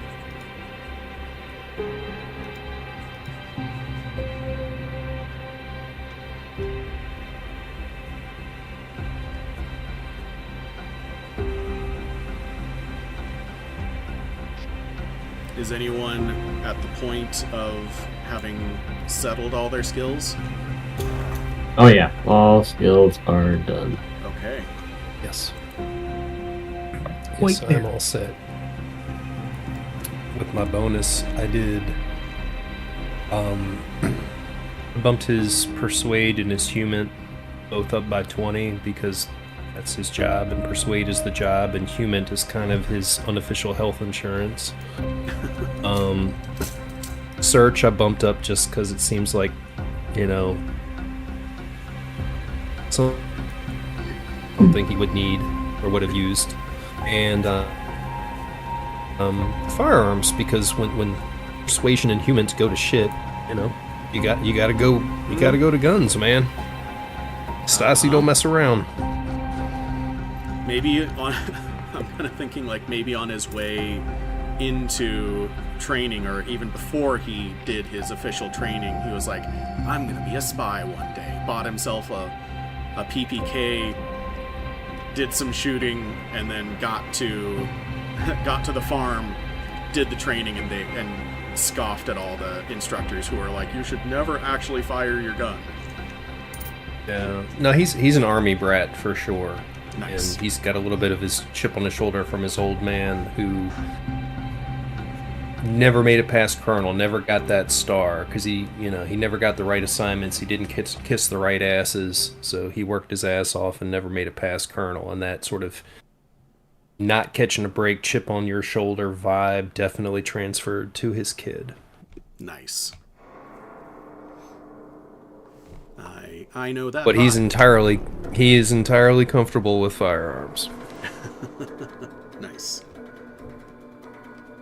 Yeah, so next thing up in the process is bonds. Do you have any bonds figured out? Of course, your profession gives you the number of bonds that you start with. Yep. Case officer gets 2. Yeah, I get got mine 4. already. Nice. I'm interested in hearing what yours are, what your bonds are. Well, I only have 2. I would say one, his mentor at graduate school, who really encouraged him and did what she could to help this boy get rolling in foreign service and in this kind of CIA role. Professor Sandra Hoffman from AU, who is just kind of his mentor and sounding board, and sort of freelance therapist also, who's just listen to him, bitch incessantly about how all the rich kids get all the cool assignments and he has to, eat twice as much shit for assignments that are half as good. And then I would say his other, because he was a gunner and he tried and he thought this would help his career, and he didn't go into it like badly, but he's got an ex-wife. He married a German national because he thought that would help him in his career, but she only wanted to move to America. She didn't want to hang out in Germany, and then they moved to America, and he didn't have his job anymore, or that job anymore, and he's just gone all the time. So here she is in like boring Northern Virginia while he's gone all the time, and she's just homesick and she's just over it. So they got divorced. She moved back to Germany. Nice. He still loves her. I mean, and they talk. I love an ex-wife as a Bond.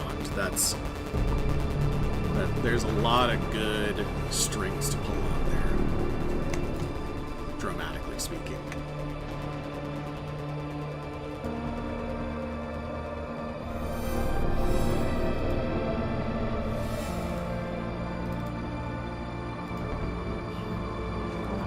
Bonds, I gotta pick 3 bonds? Yep. Oh my. And I mean, keep in mind that a Bond can be one person who is important to your character, or it can be, you know, an entire city, or it can be a fan organization. I just had a stupid idea. This should be good. Ideas. Do you remember the show Chuck? Uh-huh. That's my guy. Except he's not the fighty guy. He's the electronics guy. Oh man. Excellent. I think his Bond would be his store manager. I'm gonna do that. Nice. Well, and so have you, for your tech specialist guy in the chair, have you decided or thought about how he got involved in Delta Green? I think he was doing some kind of like minor contract electronics work for something somewhere and was wrong place, wrong time. Okay. He's got pretty decent power at 14, Uh-huh. so maybe he just kind of sucked it up. Okay. If that makes sense. Yeah. And I'm gonna make an alternate offer, same as I made to Kayla. Michael Bauman. At this time, he is 18 years old.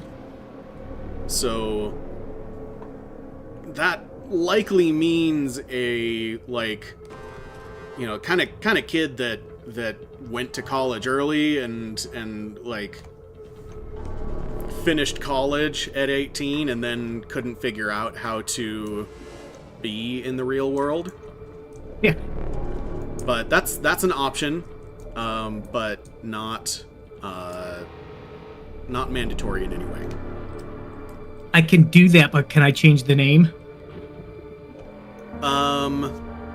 You can change the name as long as we're all fine with just ignoring it on a document in the future. Oh, I see. So that name is like built into the campaign. It is. And it's only very early on. But, I mean, you could have him be like, I hate my actual first name. Screw Michael. Call me Clyde. Well, I have his name down as Max Wellington. Nice. That's a very... Rolls off the tongue. Yes, doesn't sound at all like Beef Wellington. That sounds like what I would want to order at a Brazilian steakhouse. Give me Max Yes. Wellington now. Warma. Yeah. Does he have his own stat sheet? No, nothing other than a name and a date of birth. And the date of birth and my choice of starting year for the campaign does make him kind of young, but of course that can be we can work around it. What was that? I'm sorry. We can work around it, but the character is definitely going to be kind of young if you decide to go with Michael Bauman. I was going to have him be young anyway, so that tracks. Okay, yeah. So let's see, his birthday is August 28th, so he would have turned 18, like 5 months ago.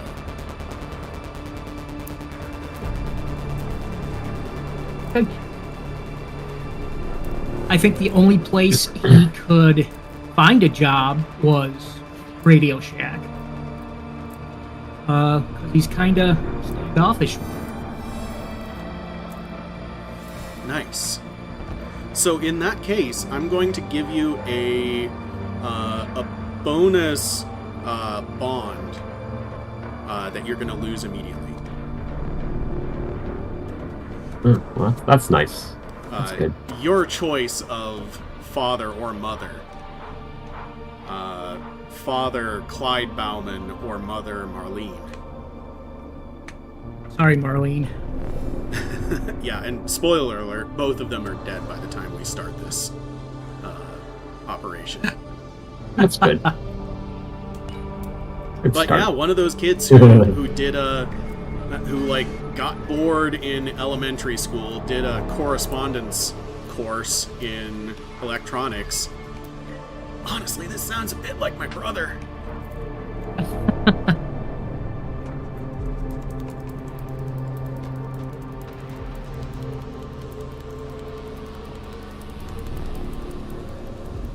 That's a bond I'm going to lose, so I still got to come up with. I mean, you can make that be one of your initial bonds. Just know that you're going to lose it immediately. What's in the what do I put in for the score? The score starts at your charisma stat.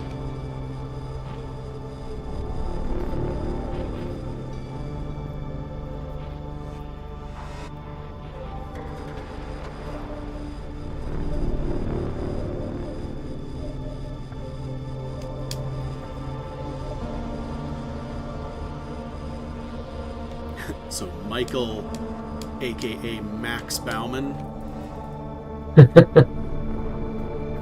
I hate that name, Michael. It's so religious sounding. Changing it to Max Power. Yeah, really what it is. After I got out of college, I just changed my name entirely. When you hear Michael Bauman, I go to myself, now that's a name I've not heard in a long time. Of course I know him. He's me.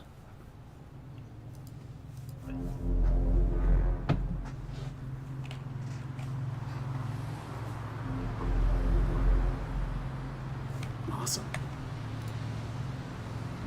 So,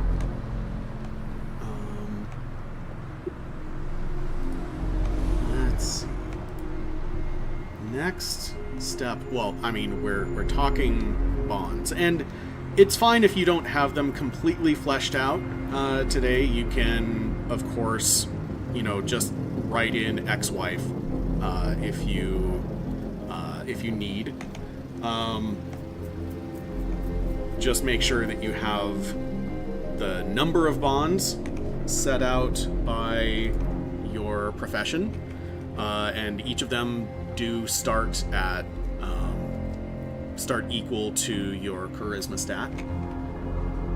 Yeah, I got a whopping 4. Oof. Oh, Yeah. I got 4. personable guy. I know, not Just bad real- considering. Real connected to life. Yeah, just that charisma of 8 just really just effed me up. Just keeping everybody. I decided that he had a distinguishing feature of having no filter at all. Oof, buddy, you are looking. You got one foot in the grave already. That's bedside manner not going to work out for him. Nope, this one's a goner. You don't get many dates, huh? Yeah. So yeah, I love the, you've got all these bonds, but then the score on each of them is so low. So you just know a lot of people. And they cared about me, but it was just a hard thing to keep up.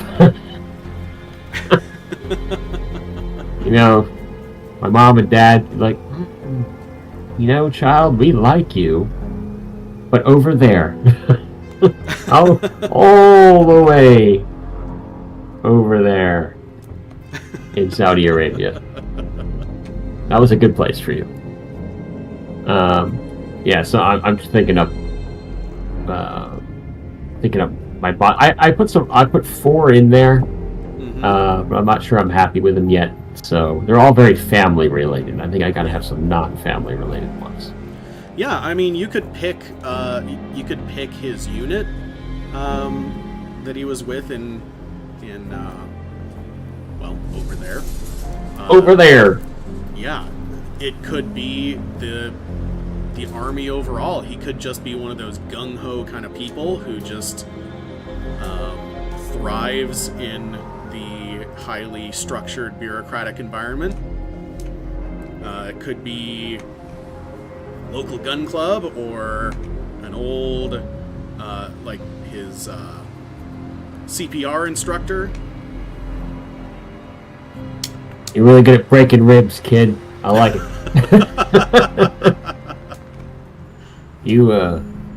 When you start doing compressions, you really go at it.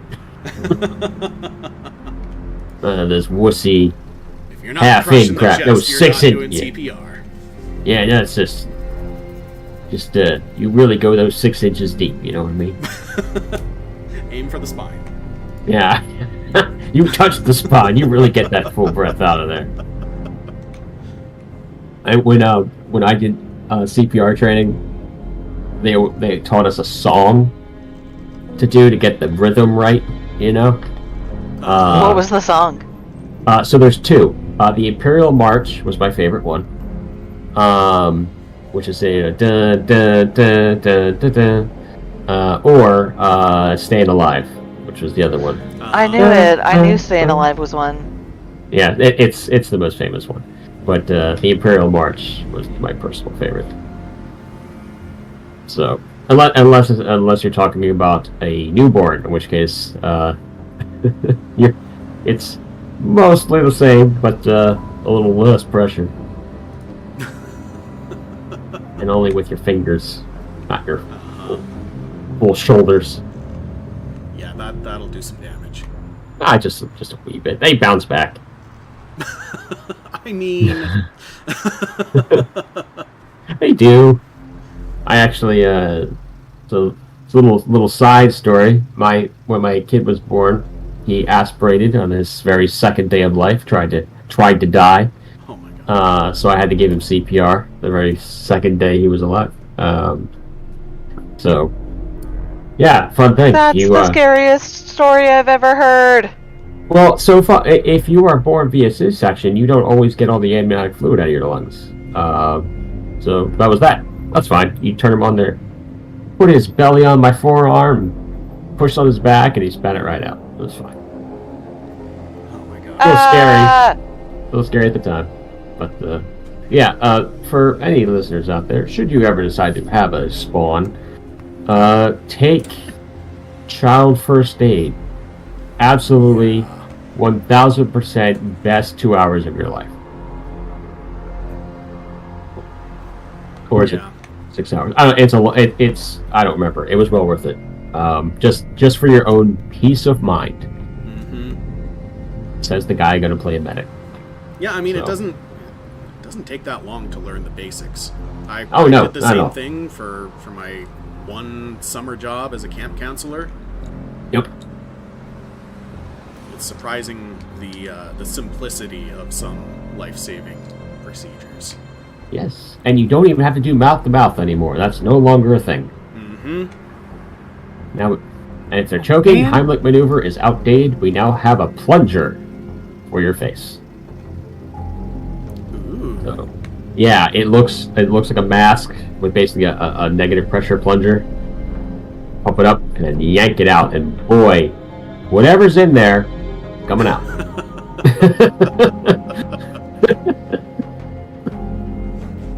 Anyway. So, yeah. Besides, after Bonds, what are we up to? After Bonds... Motivations? Is final details. Things like date of birth. How old are they? What do they look like?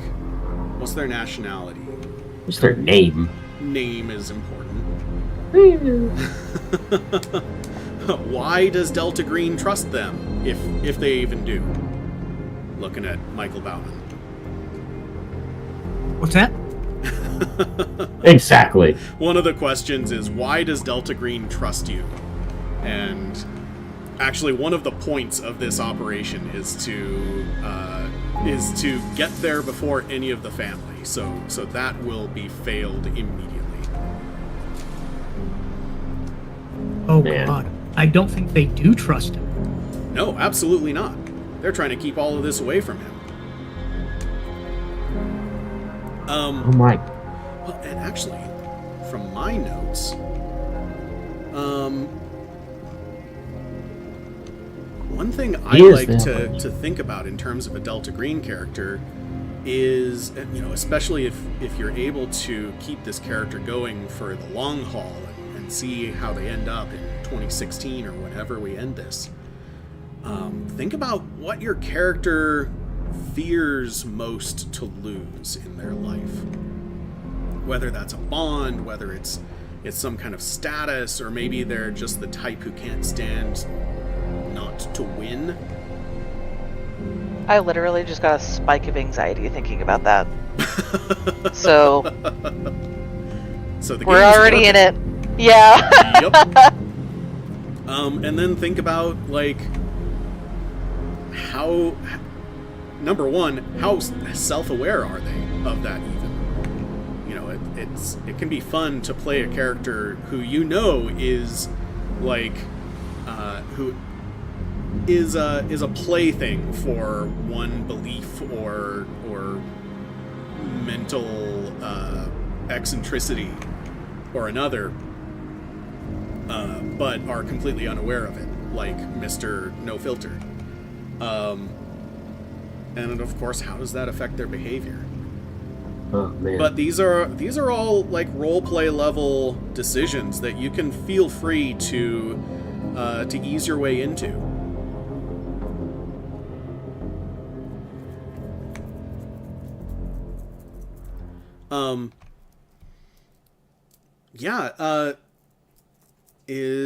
How's everyone doing with skills? Kayla, are you still going slow and steady? Yes! Actually, I'm just trying to choose my last bond. So okay. I've made it through the profession, through the skills. Okay, awesome. And you added the bonus skills and everything? Yes. Perfect. Then you're probably where you need to be as well, but I'll put you on spot last. Let's do like above the table character introductions. I know you've all been talking about it, but like, I don't know. Give me a scene or at least a picture of who they are, and you can go as deep as you want, mechanically speaking. Go meta if you want, but anyway, bring your characters together. Tell me who they are.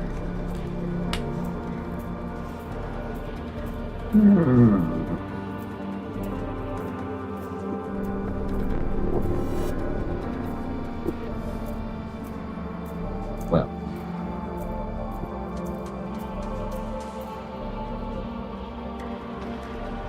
Whoever feels right. Don't everybody start all at once. I know, right? yeah, we're all sitting around going, all right, someone is going to speak up because of the uncomfortable silence. One of these people is going to be, I can't take it. Oh, I could go back to my classroom teacher instincts and just like I shove call one upon of you you. in the spotlight. I'm still trying to figure out. Like, I'm good at coming up with like, all right, this seems vaguely like a person, and then I'll start playing them, and then it won't be anything like I just described. But I just as an absolute randomness, I put that hit one of his. Although this is, oh god, this is 1992. There was no Xbox Live. Damn it. Now, were there even LAN parties yet? No, not really. There was BBSs, and that was it, man. Yeah, that was really it. Yeah, man, the 90s feels so modern, but really at the same time so long ago. I mean, the 90s was when I was was my teenage years, and every time I think about the 90s, that was 30 years ago. Nintendo NES was a big thing at the time, or whatever the Nintendo system was. I think the Super Nintendo was out in 90. Right. I think the Super Nintendo came out in 1988. I want to say the Super Nintendo. So are you saying, like, just like do a scene like it's 1992? What's your character doing? Yeah. I'm not sure I understand the assignment. I'm not afraid of going first. I'm just not sure I understand the assignment here. Give us an example. Can we get like a scene from like 2024 of Colby, the DM, in his life? Yeah. So I would say that Colby Ford is trained as a geologist. Got that science background out of pure interest, having no thought whatsoever about what sorts of jobs would be available. Got out of college, realized that it was petroleum or nothing, and bounced around a lot of things based on education before landing in tabletop gaming. And here we are. He has an 80 in role-playing, an 80 in rules lawyer knowledge. Incredible. I would say my top skill is probably, I don't know what it would be in Delta Green, but it's got to be something involving causing pain to fictional characters. No, you have a 90% in getting your hopes up. That's true. That's true. Yeah, you're like, man, this is gonna be great, and that or talking players out of something they just asked for. I remember when we did the Rhyme with the Frost Maiden campaign, we like got halfway through the game, we all just sat around going, "This really isn't as fun as we thought." Let's speed run the end of this. Still fun though.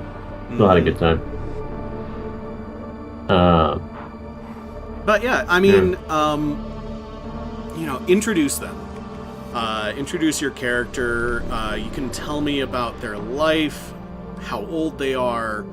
I'm gonna ask that all of your characters are from somewhere in like Midwest, Central, or like Western states, Four Corners area. We're gonna have your characters convene in Denver. So. Yeah. Okay. I said, does the Midwest for you equal Indiana? Oh, absolutely. That was a big swath of land you just described there. Oh yeah, so that's their entire continent's smaller than that swath of land. But yeah, you're like, just in this little tiny area that's the size of Eurasia. That you can drive across for literal days without seeing a single person. Somewhere between Miami and New England. Heaven. But yeah, basically anywhere that you think they would reasonably be expected to get to Denver on relatively short notice. If they live somewhere else, then they wouldn't become involved in this particular scenario.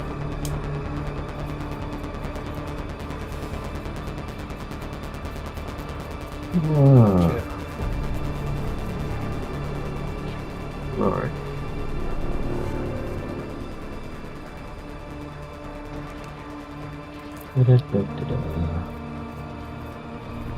So, Alright. tell us, Tell tell us ahead. about Ryan Fox. Alright, I'm actually changing his name Okay. because I'm having a I realized something, these names would not work. Okay. Because I'm gonna make, I needed a new first name. That's free Melanie and real names. Let me go, I like Eli. Eli's a good name. Nice. So Eli Yoder was born into an Amish family in Pennsylvania. And I don't know how many people are familiar with the Amish. I've grown up around them a lot. They all have a period of time where they're allowed as teenagers to essentially leave and decide if they ever want to come back. He didn't come back. Ended up sort of bumming around, not sure what to do, but he ended up joining the army because, which is, by the way, is a little tough for an Amish kid since your education is not the same. So I'm just gonna kind of wipe over how that came to be, because I know it can happen. I'm just not sure how, because I don't think their schooling is equivalent. My sheet just went blank on me. Why? Oh, sorry. You did it. Yes. It probably was me, actually. You did it to me. Anyway, so he went away to basic, and met some of his first real friends there and got real attached to them. And right now I had this idea that he met another medic in training, a female soldier, who he either became romantically involved with or just very close friends with. And I wasn't sure if they ended up having a kid together by accident, which, by the way, happens a lot when you're Oh, yeah. so, from what I hear.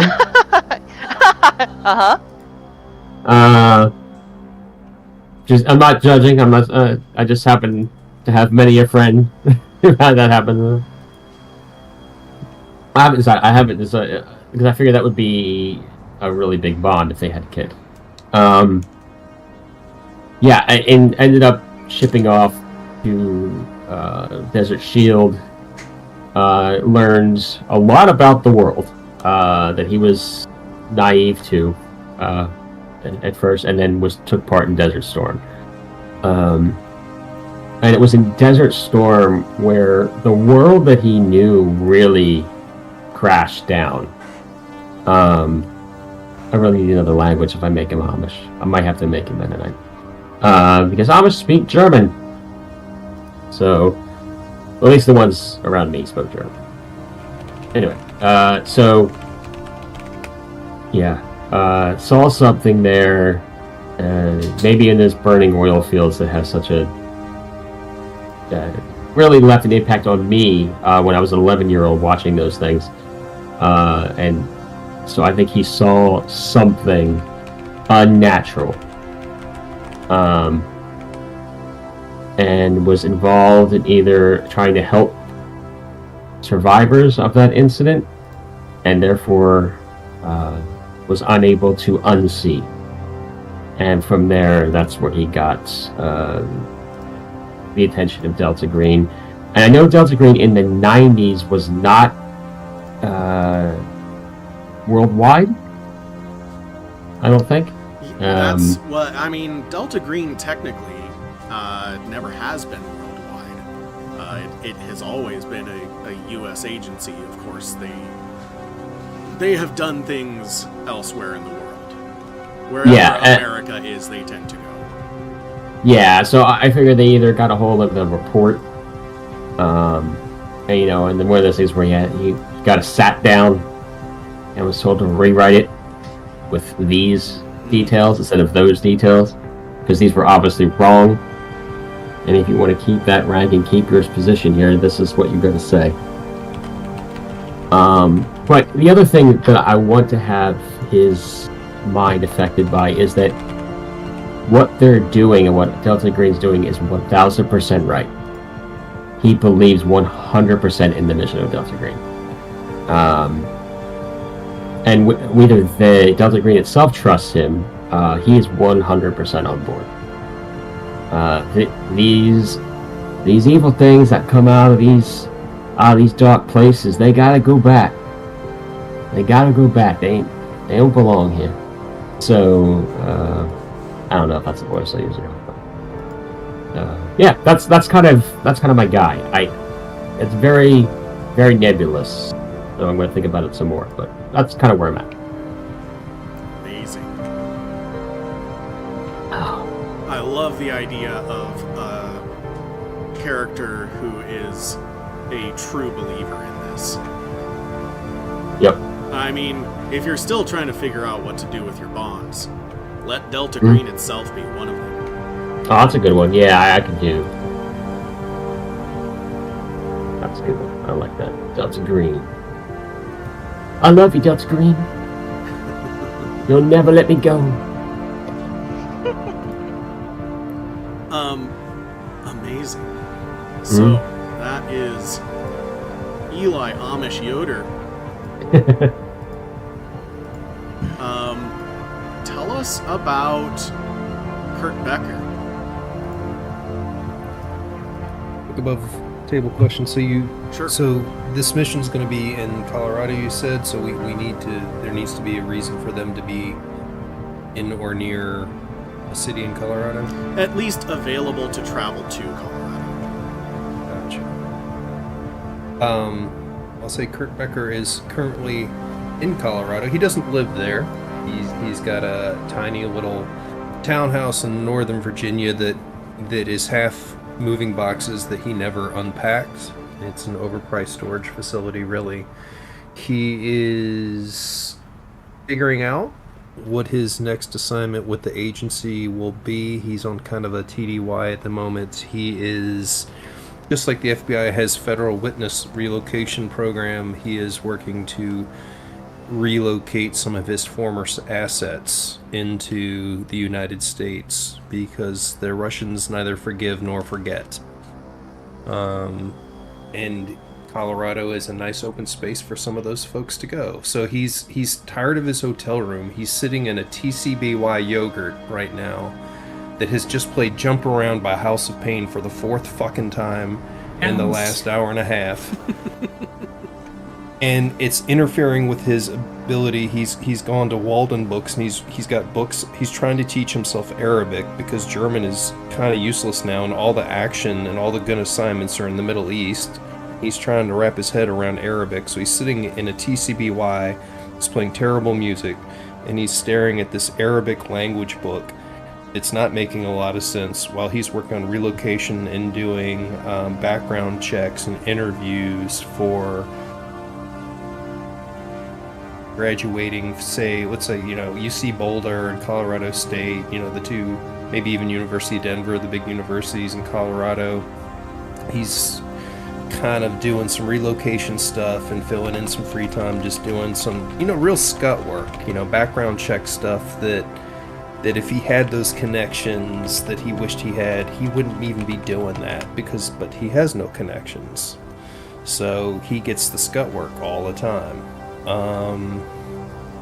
And in the back of his head, he's he's focused, he's doing his job, but he's kind of intense. He's got a furrowed brow all the time.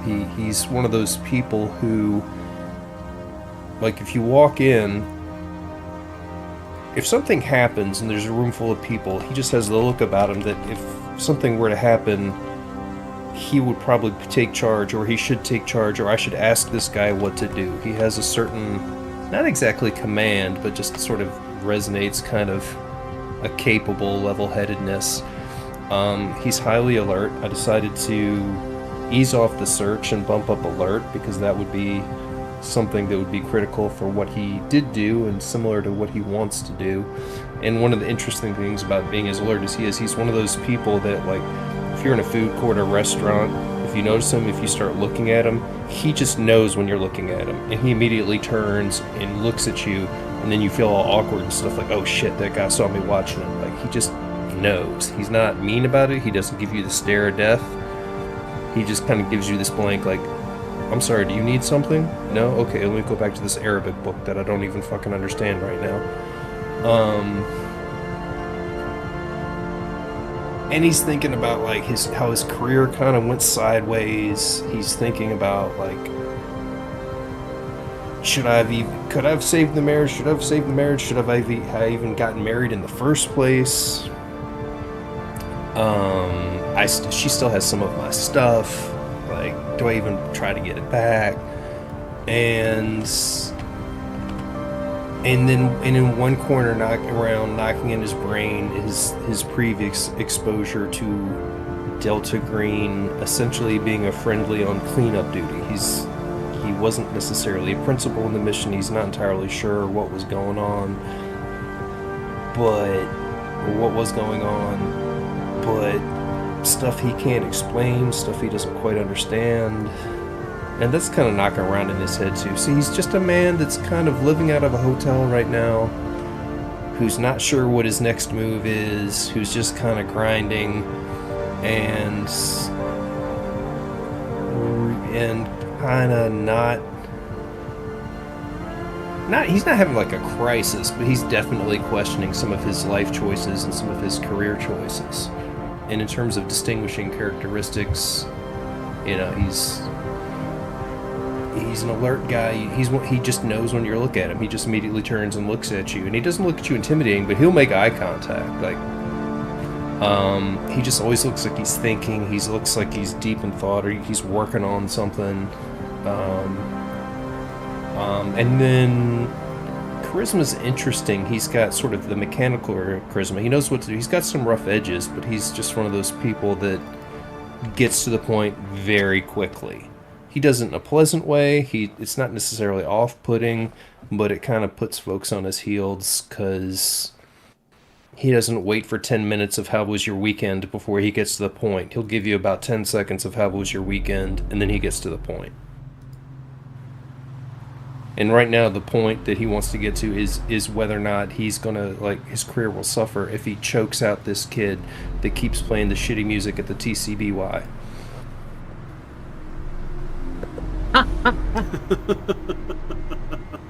Man, you just described so much of my teenage life.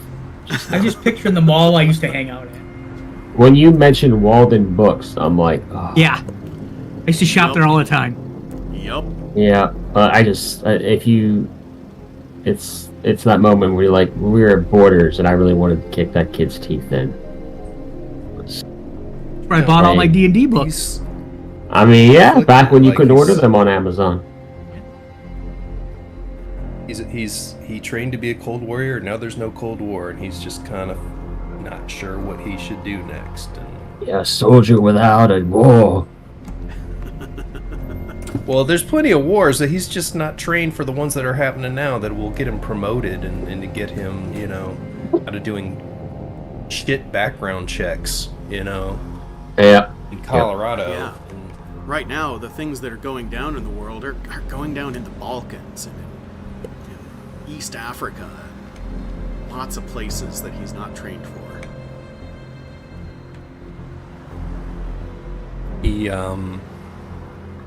He drives an Isuzu Rodeo. It's got a cassette deck adapter for his portable CD player for the music that he does like to play. Although he doesn't have his rodeos back home, back in North Virginia, so his rental car right now is a Ford Tempo. When he's just like, this car is shit. I hate this car. I Have hate its one. radio. I hate everything about it. I used to have a Ford Tempo, Oh my god. and it was a shitty car. Yeah, and I mean, Googling 92 Ford Tempo, I think one of the top results was actually like every car in the first season of the X-Files. Is it on fire? Because that's pretty much it. Well, I think they use the same cars in all the episodes of the X-Files. They must have had a parking lot full of just random ass cars. Uh-huh. And they were all like, who wants to supply us cars? Ford? Chevy? And they were all Crown, and there's so many Crown Vics. Uh-huh. Oh my god. Or what was it that Mulder always had to drive? Whenever they rented a car, it was always the same one. I don't remember. I bet you there was a, what was the Ford four-door sedan in the 90s that looked like a pickle with the sides smushed in? Oh, is it the... It's not... You're not talking about the Taurus. 'Cause I know Yeah, the the 90s Taurus. was real, like, round. I actually drove a 96 Mercury Sable, which was the same body. For years and years, it was basically my first car. And Yeah. man, if if that's not a boat, I don't know. I don't want to know what is. Yep. Anyway, on to the very last of the actual Delta Green agents for this first operation. Tell us about Lake Harrington. Okay. You can hear me, right? Yeah. Yep. Just checking. I always forget whether I've just taken myself off push to talk or not. Uh-huh. And I do that back and forth 20 times while we're playing. So I always forget where I'm at. I think I've been talking for the past 10, 15 minutes. But I thought I was on push to talk, so I'm just in here talking to myself. Okay. Let's see. My character's name is Dr. Blake Harrington. I uploaded a photo to Discord, FYI. I don't know. I've already applied it to your character sheet. Yes! Amazing. So she is maybe the most wholesome looking person you've ever seen. She's got a short brown bob. She's white. She seems like a really nice person. She is a clinical psychologist and licensed social worker. She works with Delta Green agents. I think that probably the way she came to know about Delta Green / get involved with Delta Green is that a Delta Green agent came to see her as a therapist and said too much, and it ended up being a we're gonna have to kill her or bring her in situation.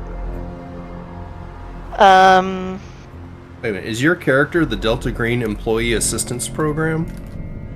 Yes. Yes. Your team is extremely lucky. You're the only ones with benefits. For real. This is your benefit. I think what happened is that she got brought in and they're you don't have a lot of other applicable skills, but a lot of our people need therapy, so we'll send the worst ones to you just before they break psychotically. Mm-hmm. Okay. Blake is the one person in Delta Green who refuses to give up on people. Other people are out here, other Delta Green agents are out here burning out, or like losing it and going rogue, or like drinking themselves to death. But Blake stays strong. She knows exactly how deep this all goes. Like how deep the like darkness and weirdness and spookiness goes. But instead of staring into it, they reach in and pull Delta Green agents back. Has she been successful yet? Yes, actually. There have been a few success cases, but one of her bonds actually is an unsuccessful case. One of her little like quirks is that she writes letters to people that she's never going to send. And she frequently finds herself writing letters to the one that she considers to have, like, she failed them. A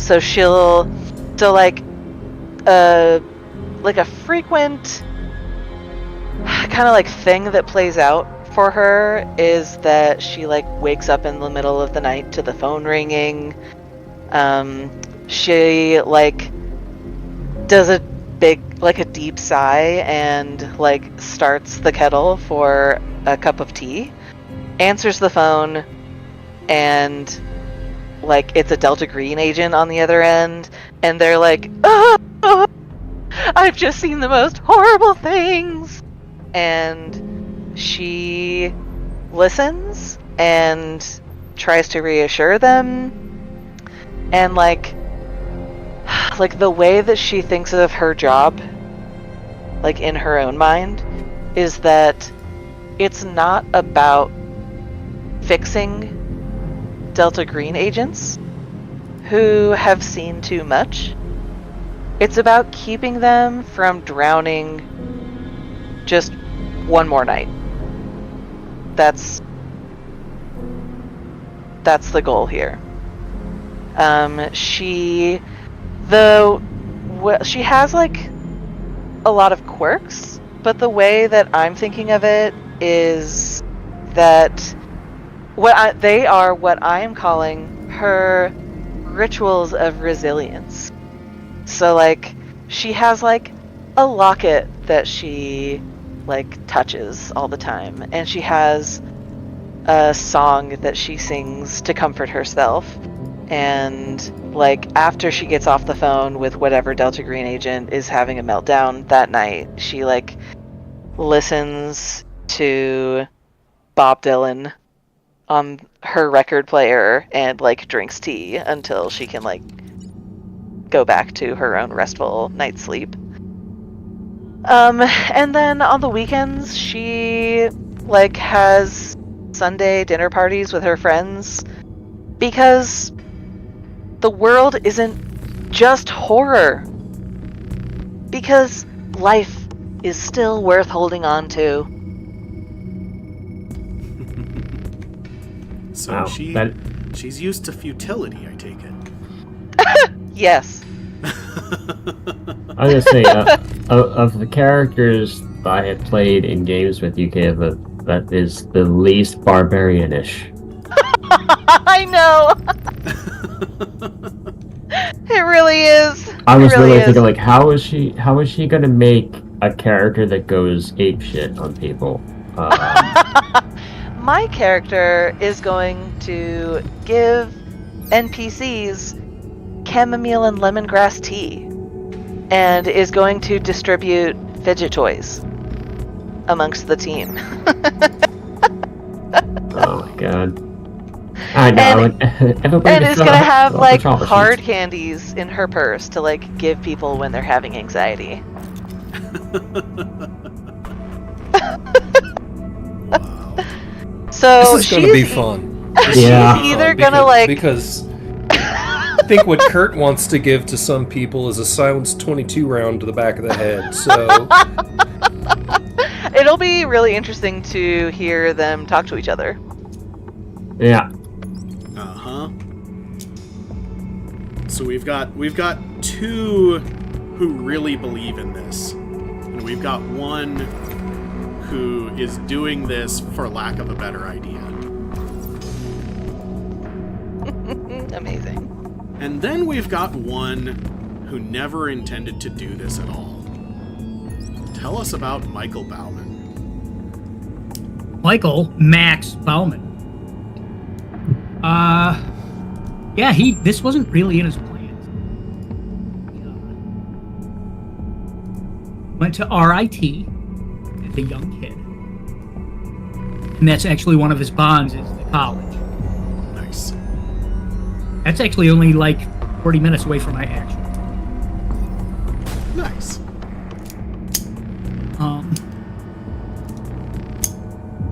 I think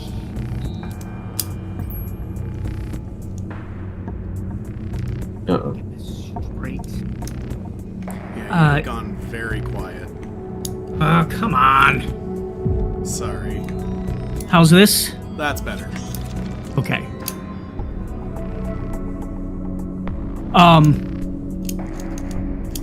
Very smart, he's curious to a fault. He's always taking stuff apart and like trying to make it better and put it back together.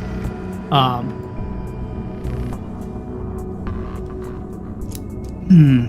am I supposed to follow all that good stuff you guys put up? Oh my god.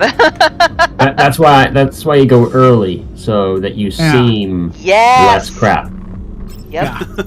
Yep. That's what I do. Go Literally first. in every meeting I've ever been in where we're supposed to go around the room and do things, I usually try and go first.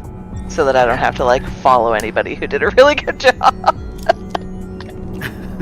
Well, you can do what I did, and you can cheat and seem like you did better than you really did by just dropping a lot of early 90s references. Oh, absolutely. You're right. I honestly bought into all that.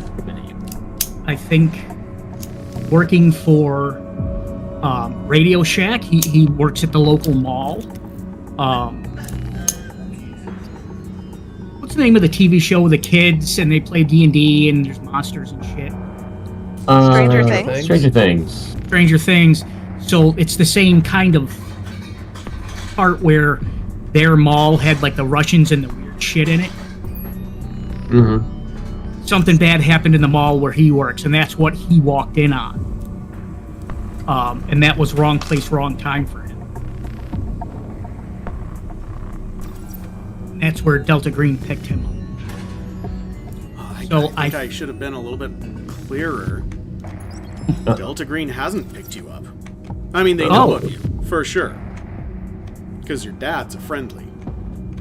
But... Oh, okay. I didn't know that, yeah. Yeah, he doesn't have to have seen anything. He can. I mean, the unnatural is out there, so... That's entirely up to you, but... No, I think without him having his dad or his mom, you know, he's super smart, and they might be looking for him. Yeah, well, and like his dad's an IRS agent. His mom was a stay-at-home mom, died of cancer 4 years ago. But dad's dead, right? Only freshly. Okay. Fresh corpse. I think he would be going to...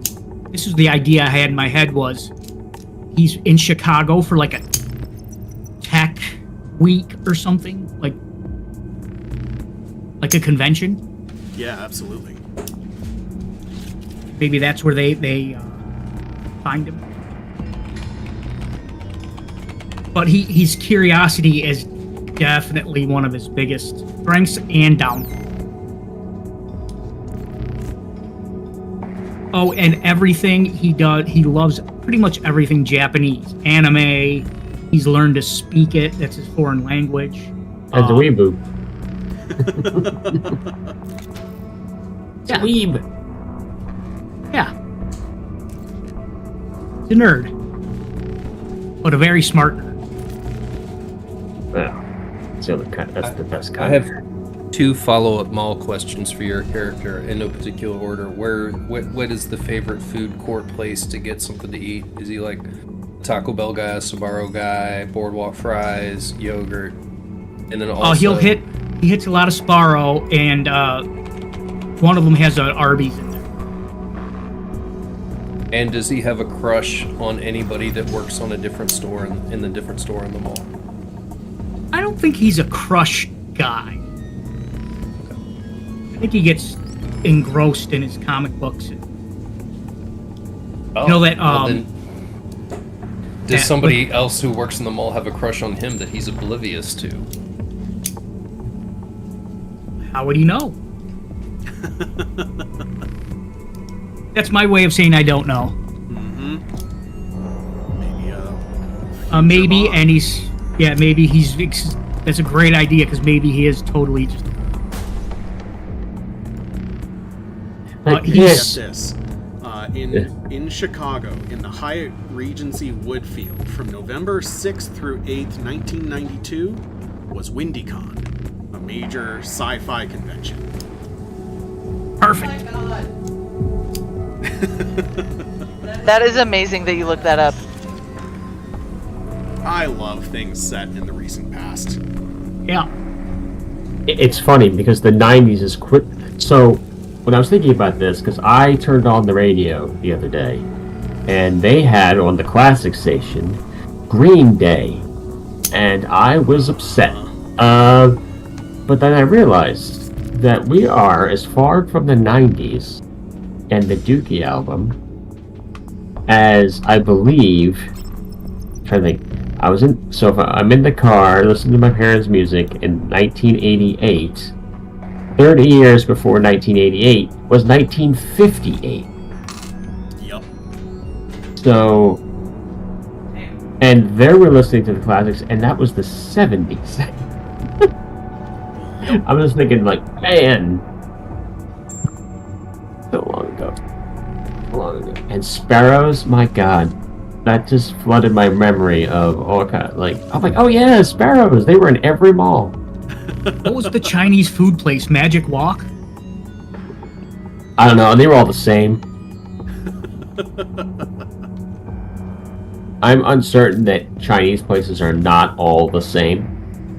Just with different random names. I swear they just do like a random name generator. They really Like- do. Tuesday Walk. I'm like, where did they get that name from?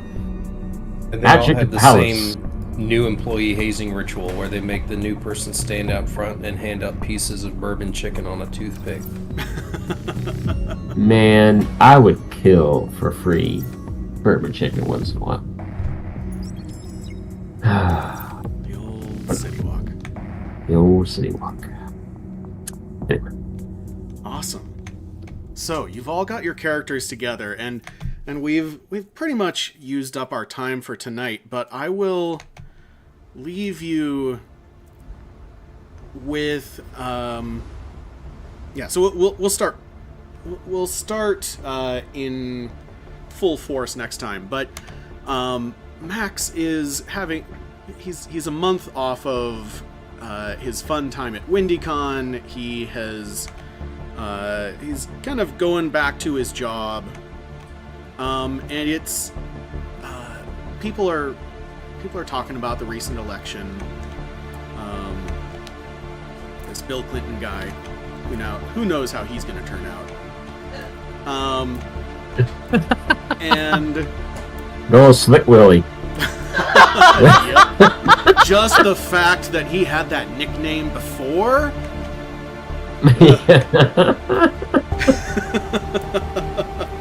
But anyway, like the talk of the country right now is, the downfall of the Soviet Union continues. The Balkans are heating up. Somalia is heating up. And in general, it's not a terrible time. I believe this is the year that wasn't this the year that NAFTA was officially signed? Anyway, Say the year again. 92. Oh, how old was I? 3? 3. Oh, Yeah. I was 3. Shut up.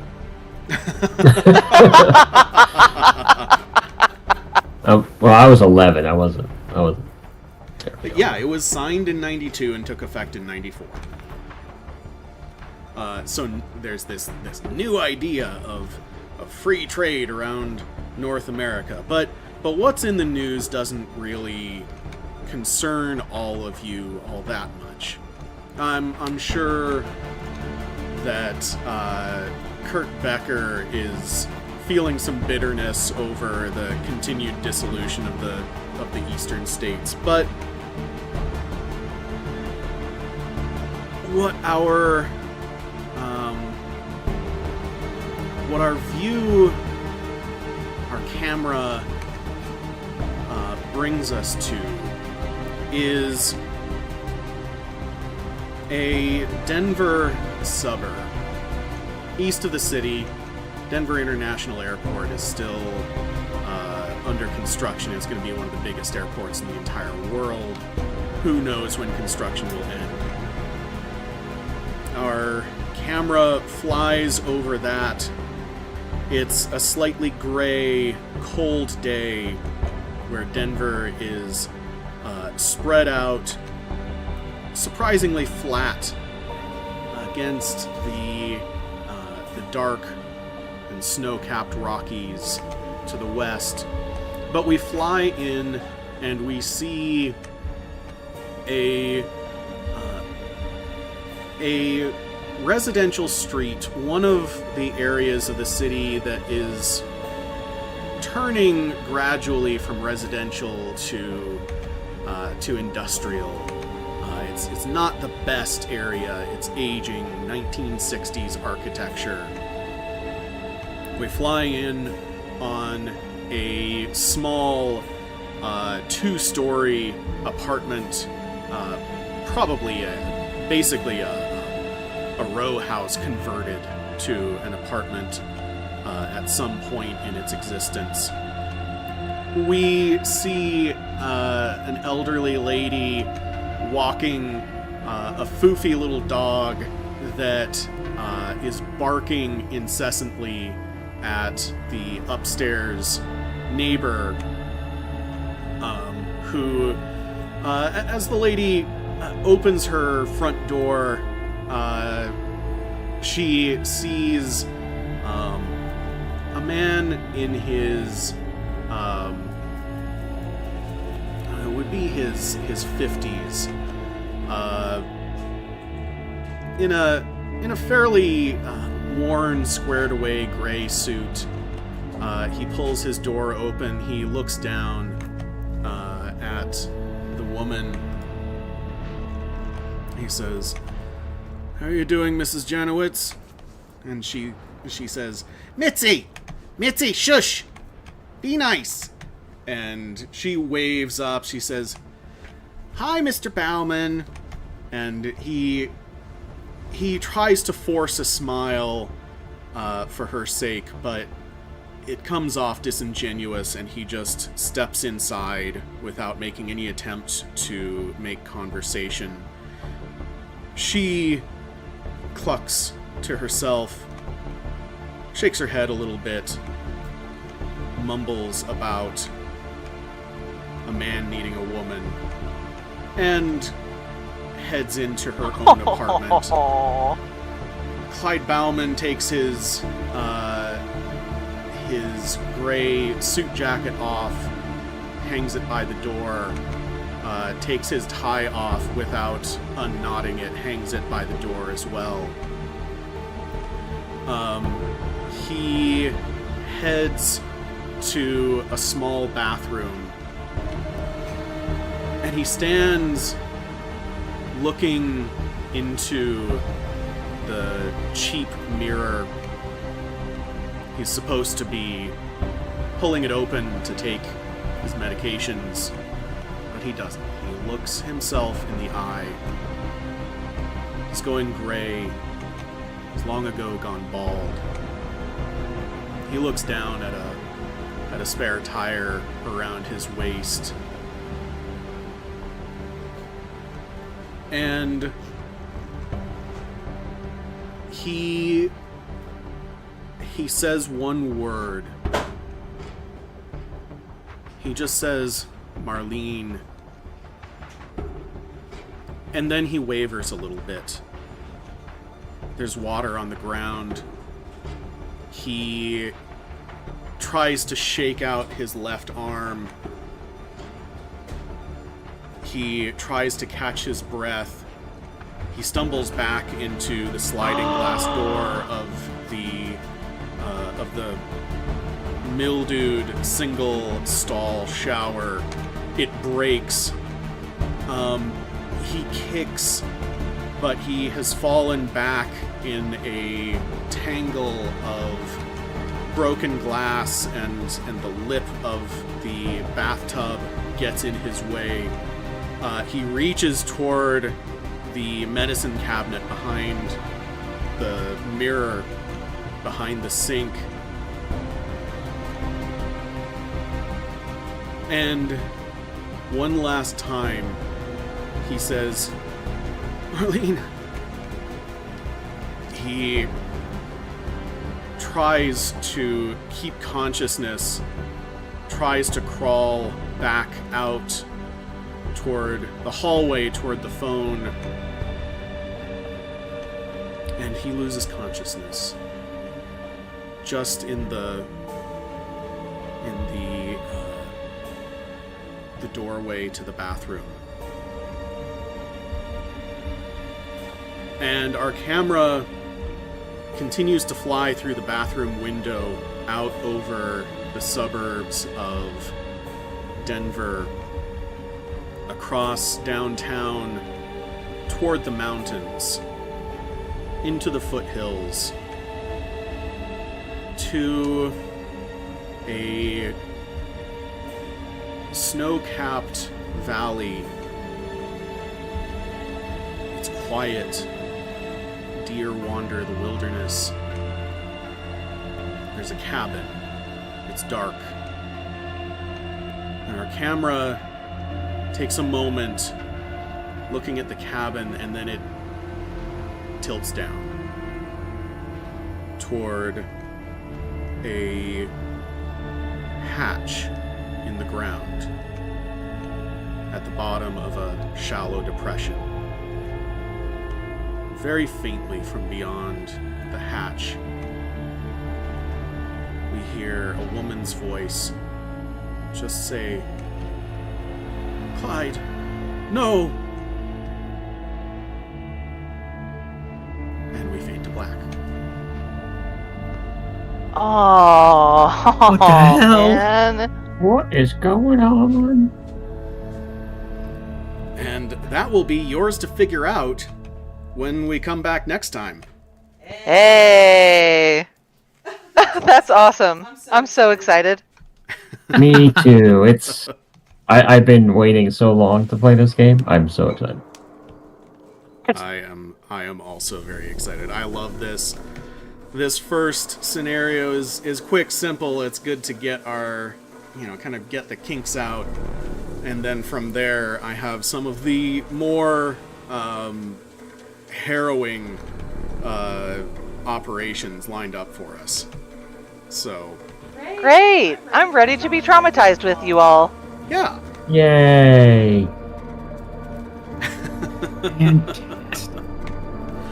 Well, for any of our viewers who are still with us, thank you for sticking with us through our session 0, through character creation. And we will hopefully see you next week for the investigation to commence. Thank you all for coming. Woo! Have a great night. Have a great week. Thanks, Colby. Yeah. Appreciate it. Good night, everyone. Night, everyone. Always great to be and playing and doing all the good stuff. Yeah, Thank you, nice to Denver! Woohoo! nice to see you again. By the way, Charlie, it's been a while. Yes, you too. It's been a while. It's been a while since we were playing that Pathfinder Savage Worlds game, and I Oh, man. proceeded to kill a man with a beer stein. You are Cabbage. I knew it. Yep, I'm Cabbage. Oh Cabbage the my God. halfling barbarian was quite possibly the best character I've ever played. That was a pretty cool character. He was so absurd. It was fun though. And that ability. I think I killed 2 enemies with that by throwing a beer cup, which was pretty crazy. Yeah, it was funny that it happened twice. But that monk kicked the shit out of me. What is that one TikTok sound? Or What? something? Like, what is the one thing that people say? Like, have you ever heard of this